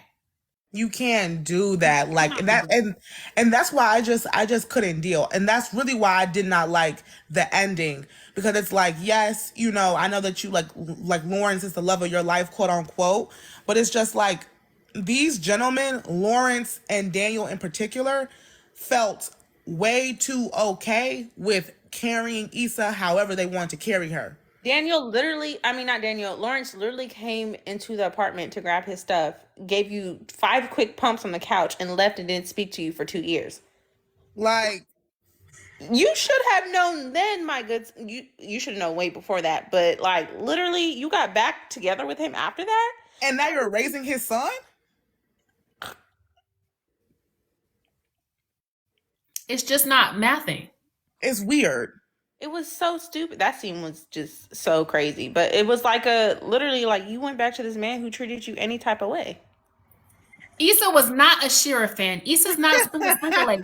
She's not. And no, like no, for real. Issa is not sprinkle hive, and I feel like that.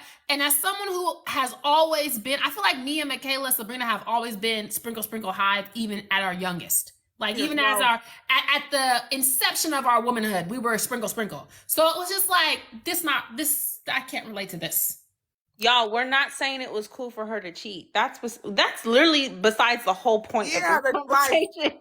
Like nobody's saying that's okay. Hey, that's how men talk to you. You be talking about something completely different. So it was okay for her to cheat. We not even talking about that. No, that's literally like we don't even.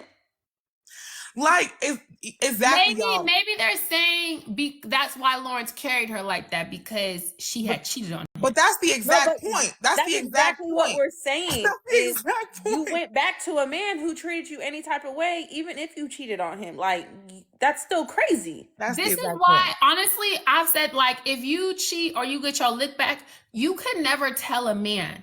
It, like, honestly, keep us being. If let's just say you slip up and cheat on your man, he find out, baby, you better get the fuck out of Dodge, because if you get bad with that man, you gonna spend the rest of your life paying for that mistake. He is never gonna forgive you. He is always gonna remind you that you cheated on him. So just dead it. It's over with. Don't go back. Period. It's done. But you know what? Like, people in the comments are saying Kelly, and I have to agree. Kelly was also my favorite character. Kelly was chef's kiss. She was a perfect character. Me and Kelly are the same. Such a silly, goofy mood. That's just me vibing. Kelly was always in a silly, goofy mood. She always had a cute boy. And when they thought she had passed away at the reunion, that shit was crazy. I said, "Oh, Kelly." Kelly was an amazing friend, an amazing woman. She had an amazing career. Kelly, and then at the end, Kelly had the happiest ending in my personal opinion. Kelly got sober. And honestly, I love that they gave Kelly the happy ending. She got sober. She got that beautiful man that loved her. She got her child, and it was just really beautiful. I loved Kelly. Yeah. Kelly was my favorite. Kelly was my fave ending too. Yeah, she was an accountant.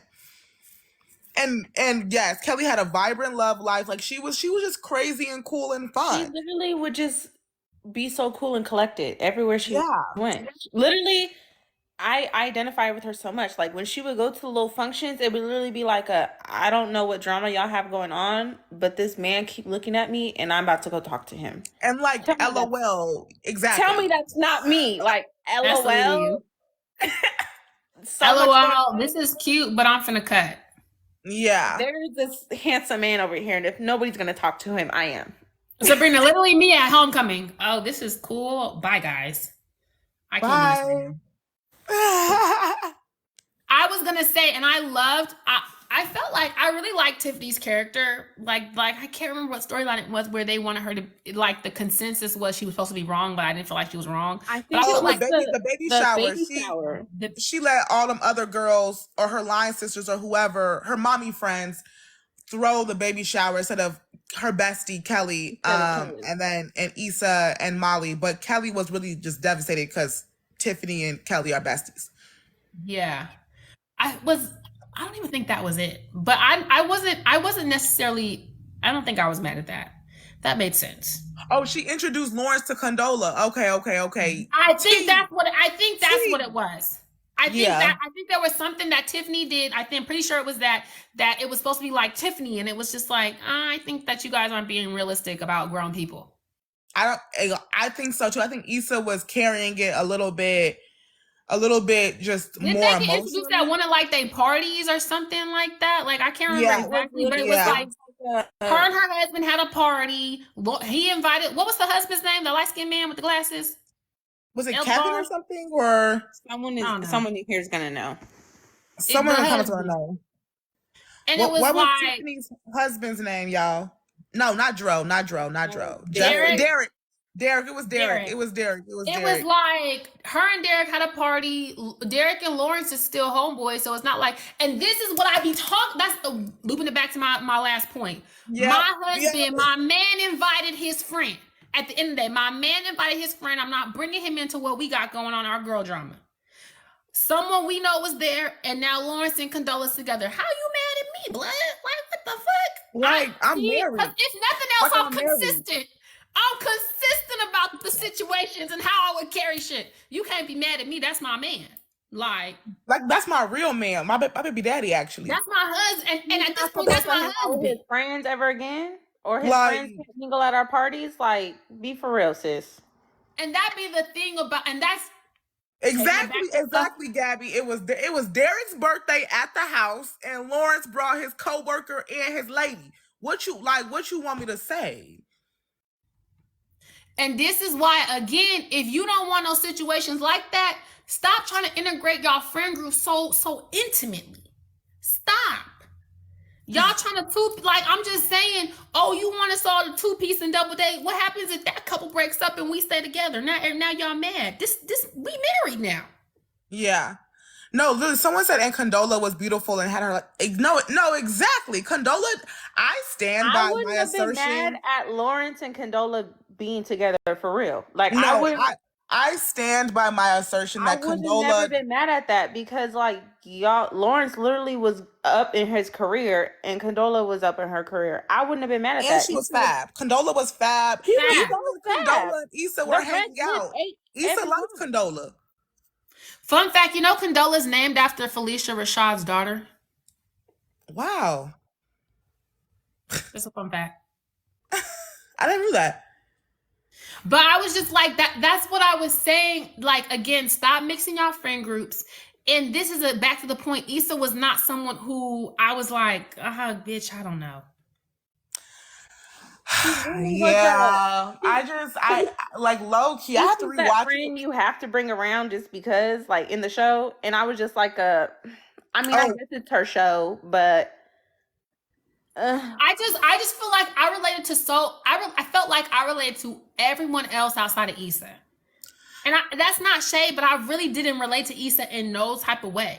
Like, I was happy to see her win, obviously, because it's her show. But I just felt like the way she constantly carried shit was just, like, not in line with me. So. Yeah. I was going to. And crazy how she liked Condola until she got with Lawrence. No, what I was going to say was that I stand by my assertion that Condola never did anything wrong in the show. Never. Condola was a perfect character. She literally was minding her own business and got caught up in this random couple's drama because she met this random man at a party. At a kickback. Can you imagine? But like that happens. You meet an N-word at a kickback and now you in a love triangle. What the with the baby. And the love triangle is petty because you 30 years old and it's been years in between. It's been years in between the breakup. That's not my type of carrying on. It's not. And that's what I'm saying. I always felt Tiffany because I'd have told Issa, get the fuck out of my face. Like, for real. I'd have cussed Issa out. I'll be honest. Y'all know me. I told Issa, bitch, I ain't even gonna talk to you about this. You finna piss me off. Because you're not being for real. You act like I put them on a blind date. I can't help who they meet at each other's events. I want to hear y'all opinion on Dro too. Me and my girls. No, Dro. That was so unnecessary. and a weird plot for that, me. but especially with what we know about him now in real life, I'm like, that, you know what? No, but, electric chair. No, but honestly though, I think the Dro storyline for Molly was an incredibly important plot, like character development arc, because I think that storyline with Molly and Dro highlighted exactly how low down in the gutter Molly was. Yeah. That showed everyone exactly where Molly's emotional and mental state was. There's no way in hell. There's no way in hell. No way. There's no actual way in hell, if you have all your wits about you, that you would fuck with a man like Dro. And then if you were to, okay, cool, a little fun, silly vibe. There's no actual way that you get emotionally attached and get into it with him at 30. And I just know he was lying the whole time. He never had no open marriage. And Dro's wife never acknowledged that they were open 110%. Yeah. Dro is not fine to me. He looks like, I was gonna say he's not cute. I feel real. I didn't feel comfortable saying it before, but I feel comfortable saying it now. He's not cute. He looks like a monster off of Space Jam. Sabrina. But even if the relationship was open, it doesn't really matter if it was open or closed, or that's not the point. The point is about Molly. Molly knew from the beginning she wasn't okay with that. Yeah. Molly was just so desperate for intimacy. Wait, Kusi, I'm sorry. It's you really going on this serious rant and everyone being like, Sabrina, you're absolutely right. He looks like a monster off Space Jam. Don't look up the monster. He looks like a monster off Space Jam. You're absolutely right. Anyway, I'm sorry. Continue. No, like, wait, what was I saying? You were saying Molly knew that she did not want that type of situation. Molly knew that she wants to be like monogamous, and she wants to be married, and she wants to be in love, and she wants to have exactly what Dro's wife had. Mm-hmm.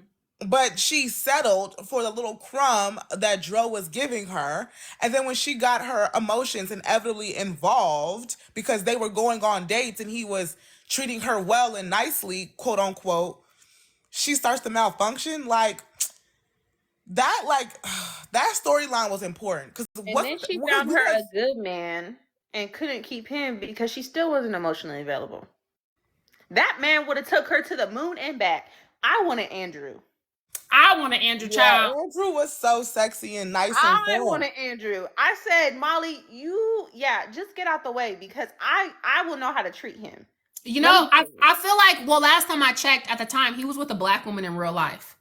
A very gorgeous black woman, actually. Yeah. I believe it. That's a king.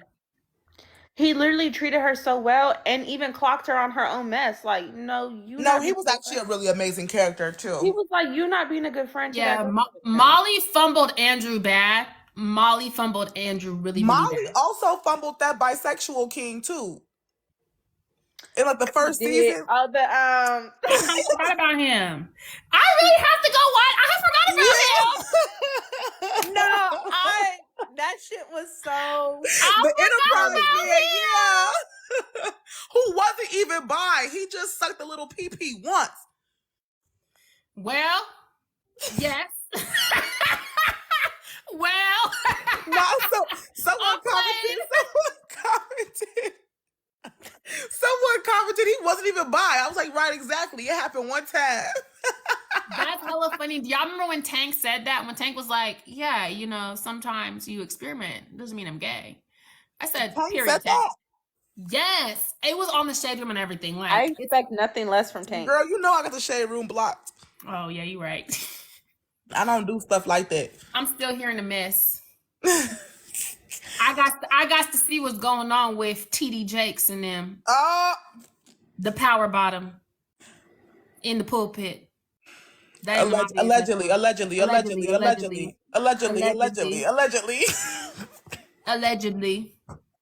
But that would track because why is you trying to be Marvin Gaye on the track, TD Jakes?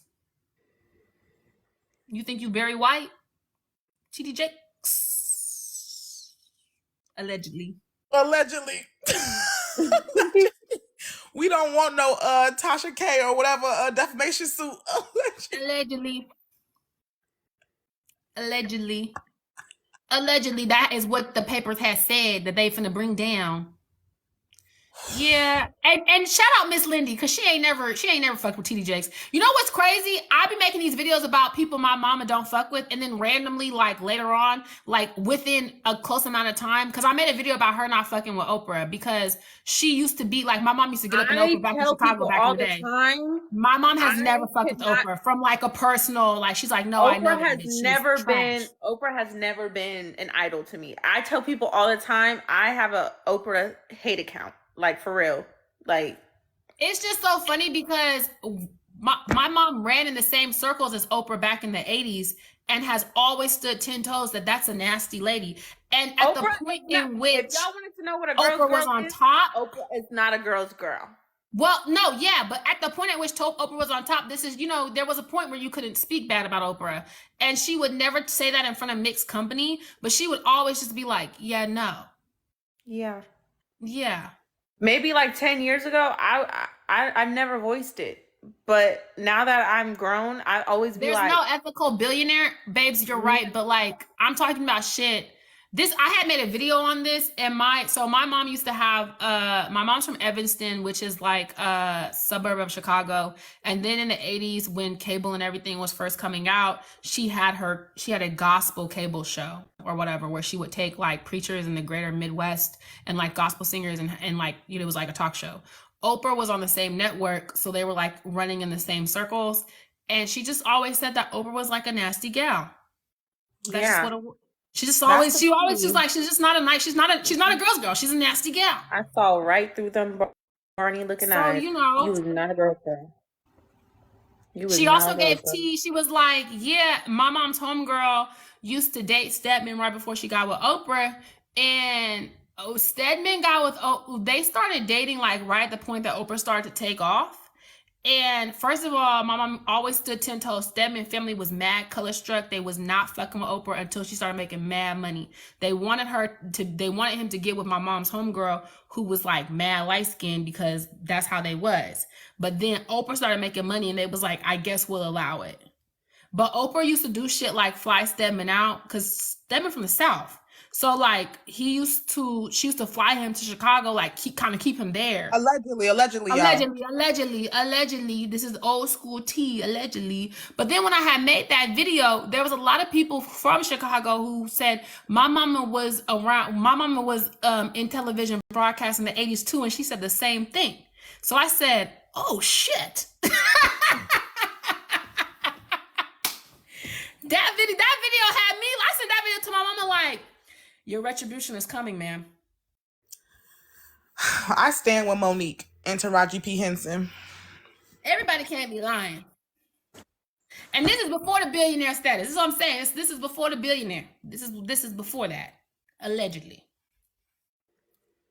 I cannot confirm nor deny. This is just all hearsay. Hearsay. All I'm gonna say is she let that Black Love show run on her channel.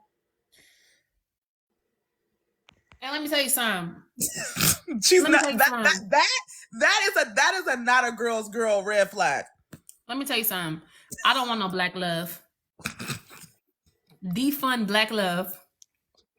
Defund it. Get it out of here. We don't need it. Get it the fuck out. Oh. Put Black Love in. What do the girls be saying? Divest. Go date some Caucasian men. Get the fuck out of here. I don't know, no ma'am. Defund Black Love. She put that Cause y'all trying to tell me that Herb and Tuna is what I should aspire to? Never. Girl, if you don't go to hell. Now. That Black Love show is not right. The thing is, I didn't even watch it because I already knew. It's not right. That Black Love show is not right. I can't even do it. I was in college and they was all like, let's all watch it together. I said, I'm about to go to my room. Y'all have a great night. I don't, you know what? I just feel like Oprah will pay for her crimes, and so will Andy Cohen. Them ladies on Married to Medicine sitting up there with that man who done admitted to hitting on Quad, and Quad crazy ass want to be on that show with them ladies, and them TT's mad at Quad and they mad at his new wife, and just standing behind, it's just a bunch of mess. The TTs are lost, man. The TTs are not girls. And I mean, this is no recipes, man. We losing recipes.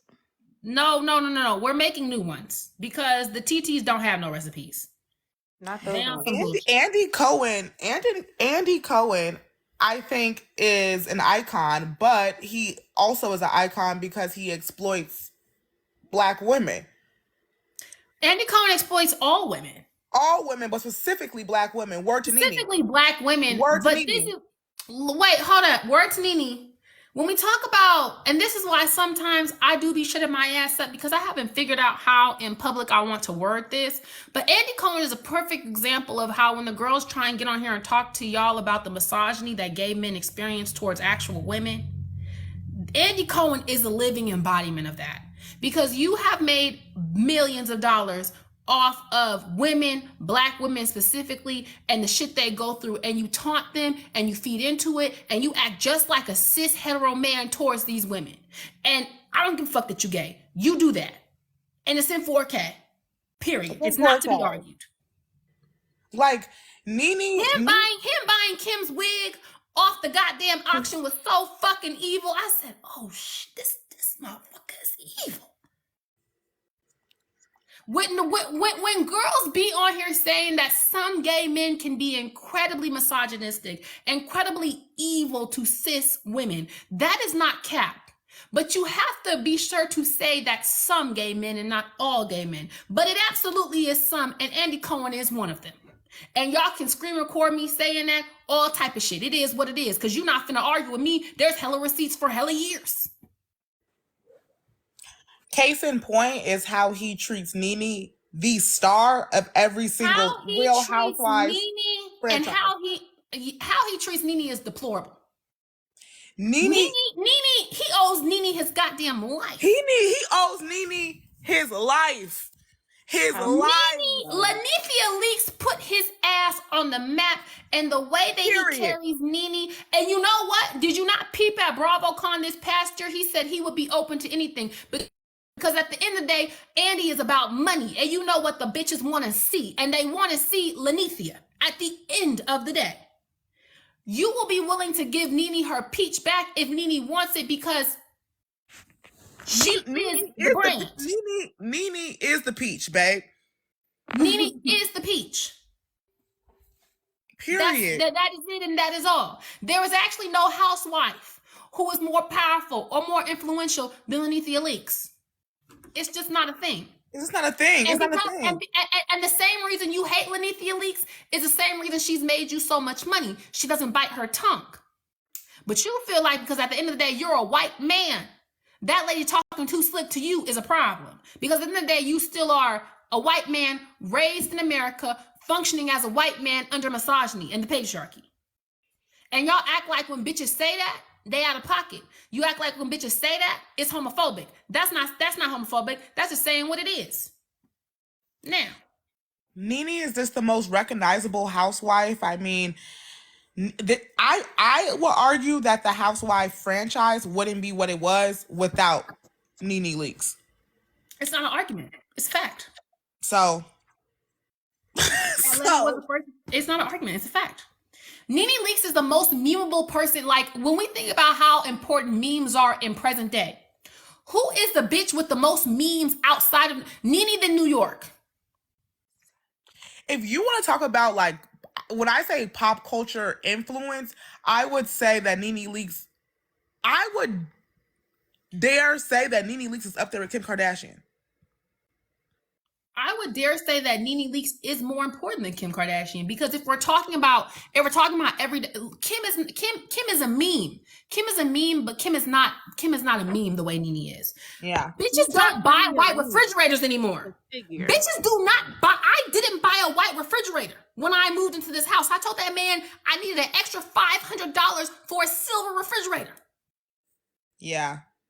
You're like, I get Kim Kardashian's pop culture influence, but we will never downplay Lanithia Leakes in this shit. Never. There are so many one-liners that we say casually each day that bitches don't even know. That's some shit Nene said that people just ran with. Yeah. Ooh, it's the ghetto. It's just shit that everyday vocabulary that came Come from on, Nene. Wig. Yeah. Come on, with it's endless. Kim don't have that. I said what I said. So nasty. Wait, you know so what? rude. I was reading Dale Carnegie's How to Influence People and Make Friends. You know what book I'm talking about? Yeah. And he literally says in that book, it's harder to infiltrate in the English language, like get a saying, then it's harder to do that than make $1 million. How many fucking sayings has Nene Leakes infiltrated into the fucking American vocabulary?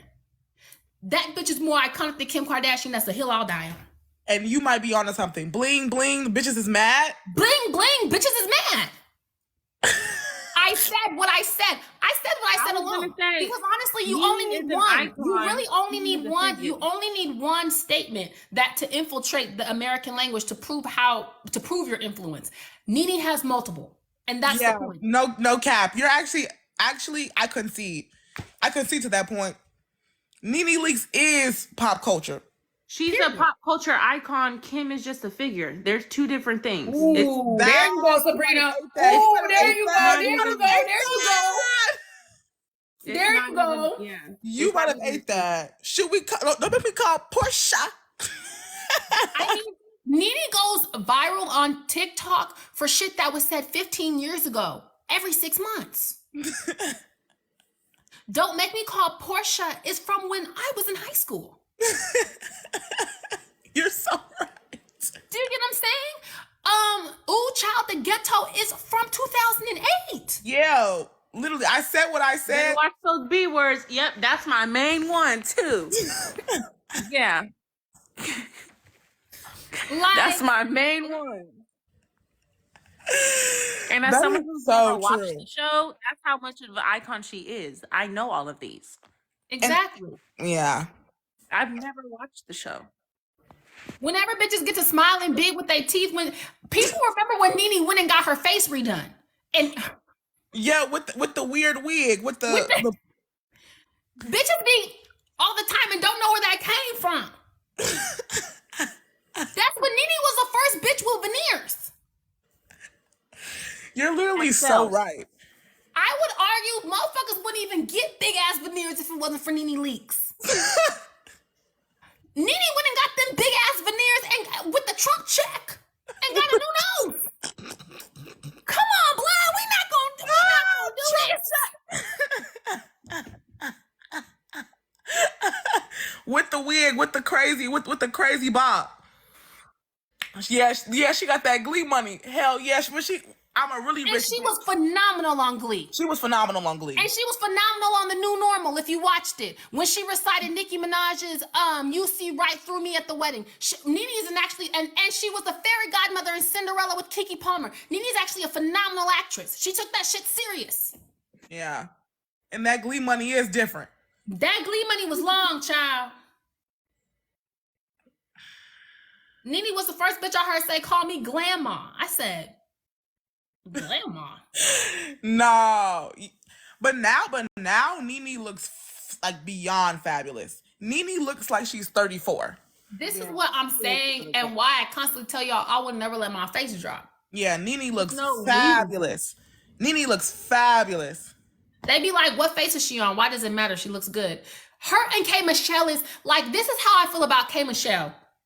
I don't know what number face she's on, but every face I done seen look great. So it really don't matter. See, I haven't liked every face that Kim Kardashian's had. I haven't really fucked with every single face of Kim's. Kimberly, we don't give K Michelle, we don't give that Kimberly enough. Yeah. Every single face, although different, has been. It has. Yeah. K Michelle's also just gorgeous, though. K Michelle is just a gorgeous girl, but I mean, Kim Kardashian's a gorgeous girl. So it's just like every face of K Michelle's to hit, like bitches definitely be kikiing like, oh, who is that? But ain't nobody said it's ugly. Ain't nobody said it's too tight. Right. Ain't nobody ever said that. It's just like, who is that?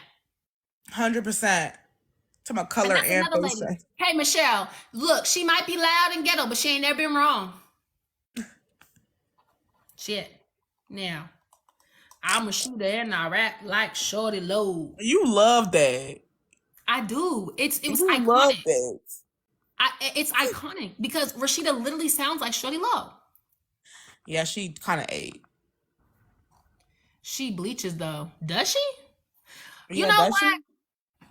I just be feeling, sometimes the bleaching earring. allegations, I just be feeling like, damn, y'all don't know black people in the wintertime? Sometimes. Because every bitch can't bleach. You know what I'm saying? Like, I get it. I do. But not everybody's a Cara White queen because especially if you have like, not to say this, but if you have African people in your family, you know what bleaching looks like. So it's just like, I think that bitch, they ain't had no son. I'm dead. Y'all hear Mecca on her light skin manifesto? I just think as you get older, your skin tone be changing. Because, bitch, one thing about me, I'm finna look at them knuckles. Oh wait, Lily, someone said the knuckles. I think it's just wintertime. Oh my gosh. Maybe it's the pale agenda. Maybe it's the light skin manifesto, the light skin monologue. That and the gums. I never even thought of the gums. That's crazy. The gums tell you a lot. That's insane. That's real tea though. That's real tea. That's fucking insane. But yeah. It's a difference between like hydroquinone for like hyper pig and like actually bleaching your whole entire body. Do y'all feel like no, seriously, do you feel like that is the same as bleaching? Because they're like Jada Wada, actually Keisha Cole, like there have been a couple ladies come out and be like, oh, I actually did a chemical pill or I got these injections or for and they were saying like, oh, it's for hyper pig or whatever. And people be like, oh, but you're bleaching. Do you think I'm a dark-skinned woman who I like being dark. I love being dark. I get chemical pills and I take stuff for my hyper pig and I want to stay dark. Like I want to look at. Because I was gonna say, just like as someone who's known Michaela since we were 18, your skin has evened out, and there's no difference for real in your actual skin tone, like, but the dark spots are gone. So I don't think there's an issue of bitches wanting to get their skin tone, all one color. Yeah, I mean, everyone has their own opinion, but it's just controlled bleaching. That's what I'm saying. Listen, but you know what's interesting? Why is it bleaching when dark-skinned women do it, but when white bitches and light-skinned bitches do it, it's not bleaching? You know what I'm saying? Like, always make it a race thing. Thank you. I'm just saying. I love it. I watch other girls of other skin tones. That's how I write my college essays. That right there. That's what I'm talking about. I just want to be real. YouTubers and women my complexion, get on here and tell y'all how to get your. I'm telling you, as someone who used to have dark spots and ingrown hairs on my face, I've done stuff to my face, and obviously I'm not accused of bleaching in the way that, like, if a dark skinned woman was to do it, oh, now she's bleaching, like, or maybe she just wants her skin all one color. Like, I don't know. It seems like a reasonable ask to me. I just feel like people have such an eye on darker skinned women, like when it comes to their beauty, when it comes to how they upkeep themselves.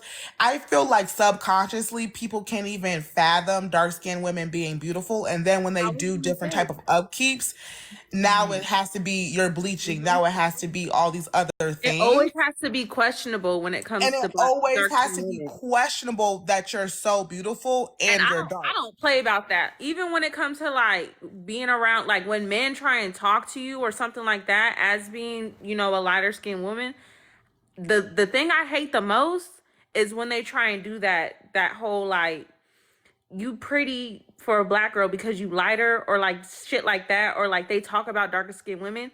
That is such an ugly trait. Oh, I can't even do it. But it's like, it's always has to be questionable when it's about a darker skinned woman doing the same shit that this light skinned bitch over here is doing. And I really think it's just subconscious. I think it's subconscious because I feel like when someone is actually bleaching their skin, when someone like the girls on that young rich and African, That's bleaching your skin, babe. But but Michaela, that's what I was saying initially. I was like, as someone who has seen bleaching, and then I've said this at the spa I worked at before I opened my own spa, I had a patient come in who, because, you know, people in my family, I know what bleaching looks like. And I had to really be like, baby, I need you to stop. And it's such a taboo thing, but because we were working with lasers and different things like that, that's a liability on me and my staff for you to be treated, because this laser could absolutely affect, like, make you break out and really fuck your skin up. You're missing a layer of your skin. Yeah, you know what I'm saying? So because I know what it looks like, I had to tactfully say, hey babes, if you want to be treated, I need you to come up off that shit for 4 weeks, and then let's reschedule you. And she went and she got very defensive with me. You know, and all I did was kind of dart my eyes to her knuckles, kind of dart my eyes to her knuckles and put my bracelet up here. So you see, like, girl, I already know what you want. We can't treat you like. It's a no. It's a no.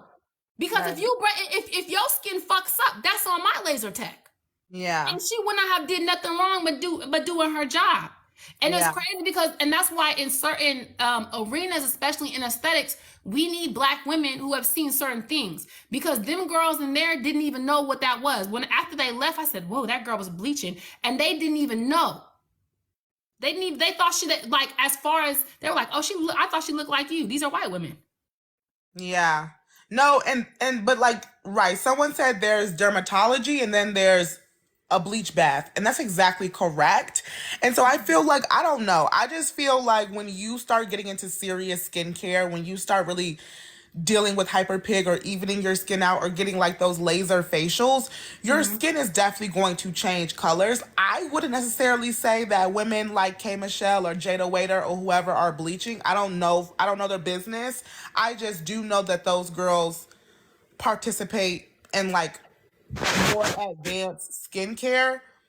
Absolutely. Much like the skincare that I indulge in. And I can tell you that I totally love being this color, and I'm not getting lighter. I stay this dark. I get darker in the summer. I just have more of an even skin tone. And as someone who, like, I've been honest about my own laser on my face, laser has literally evened my skin tone out. Like, literally. So I know what laser looks like, and I do understand, not that it makes you lighter. I feel like it's not, I don't think it's lighter though. I just feel like it evens your skin tone out. You 100%. Look less dull. I don't know how to, I know that people look at it and feel like it's, oh, she's bleaching. But if you, like you're saying, if you participate in advanced skincare, then you know what that looks like is a thing. And of course, like when you're doing treatments for hyperpig, because Black people of all shades are more disposed to hyperpig when they have breakouts, you're going to be doing chemical peels with a very high level of hydroquinone in it, which does lighten the skin 100%.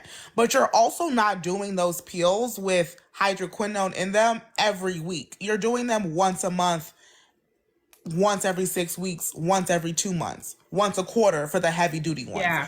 So it's just like, I don't know, y'all. Like, I just think that it's totally okay for darker women to be just gorgeous, and they don't have to be bleaching subconsciously or consciously. Just be kind of aware of how you address some Black girls and like their beauty. They could just be bad bitches, and that's cool. Like, just tell them they're beautiful. Like, why does it always have to be? Why does it always have to be a stipulation? Literally, just be like, you're gorgeous, but I think you're really calm. It's really calm, y'all. Like, it's crazy. Girls just be gorgeous. K Michelle just gorgeous, y'all. Like, yeah, she tweaking her face, but I don't know if she's bleaching, babe. Like, I mean, I love Black women. I can't stand the mixed breeds. I said, how would you know if you even need more advanced treatment? Yeah. Well, you know, because you're going to an esthetician, you're going to a dermatologist, and you have just like, you have more skin concerns that are just deeper than maybe like extractions or like a hydro jelly mask. Like, you maybe have just more concerns that you need a trained, licensed professional that is going to tell you, oh, okay, I can do a chemical peel. Oh, I can do microneedling with PRP, whatever the fuck, a laser facial. Like, but I definitely urge Black girls to go to people who have licenses, went to school, who are certified, not like just Not the lash tech that also is the laser tech that listen. When I got on here and said, your pastor, your hairstylist, your nail tech, your esthetician, the lady playing on your face needs to have a fucking license on the wall. They said, oh, your classes. I said, you know what? I think I have to be that around this time. Sometimes you at this age, I'm gonna have to be that. I'm gonna have to be that. Sorry. I'm not letting no bitch play on my face. When you walk into my spa, certifications are on the wall for people to see. We do that on purpose because I feel like ain't no way you gonna let me shoot you up with a needle and you can't see exactly what I've been trained in. That's some bullshit. Right? Talk about it. Y'all, I don't want to go to no nail tech who isn't well informed on nail beds. And even taking it to a spiritual aspect, it's things that you need to know. Bitch, you can't put acrylic on top of an infected nail. You gonna get your finger cut off. And y'all be going to these people's churches and all type of shit, get your hair done, and motherfuckers playing your hair who don't know when fungus is growing. Fungus be in your scalp, be in your spirit, all type of shit. They don't even know. They can't even help you because they don't know about it. But you want to talk about, oh, you talented, you blessed, you touched, da, da, da. Okay, bitch, well, that's you. And everyone has, their own thing. One thing about me, I'm calling the board on everybody. Oh my gosh. And then y'all be wondering why these bitches be off with your deposit and don't have no ethical business practice. Because they're not professionals. Because you learned that in school. And I just learned how to easily sue someone. Yeah, there's nothing wrong with the deposit. I feel like the deposit is safe for any service provider. Like if they're going to provide you a service and maybe you flake, that's their time. Time is money. But when you call in a good amount of time and say, hey, I'm not going to be able to make it and bitches don't want to give you your deposit back, that's crazy. That's actually I be wondering what be going through their heads when they be like, what do you mean? I have to cancel on you, but I'm keeping this deposit. You're actually not, and I'm actually already at your studio. And I've called the board. I've called state of Texas on you. You're being crazy right now, baby. Give me my $40. Dave said, damn, y'all still talking. Right. Sabrina said she only had 30 minutes. I know. I know. I was supposed to have a little meeting at the end, but she never called. So I said, I'm going to keep talking. I'm screaming. I clocked out. We've been talking all night. Damn. Do y'all have anything else to say? Sabrina, we have spin in the morning. I know. Oh my gosh, this was so fun, y'all. I have to get I love a good spin class. I was looking in the mirror today, y'all. My ass is getting so big. So shout out everybody. Clap it up for me. Everybody put a little clapping emoji. I love that. Because I'm actually getting so thick and it's crazy. I keep bumping into stuff and I'm so sorry to everybody. All right, y'all. Well, it's been really good talking to you guys. We'll see you next time, and I'll be uploading this on YouTube tomorrow for anyone who missed the whole thing. All right. Good night, ladies. Love y'all. Love you. Night. Sleep tight. Love y'all.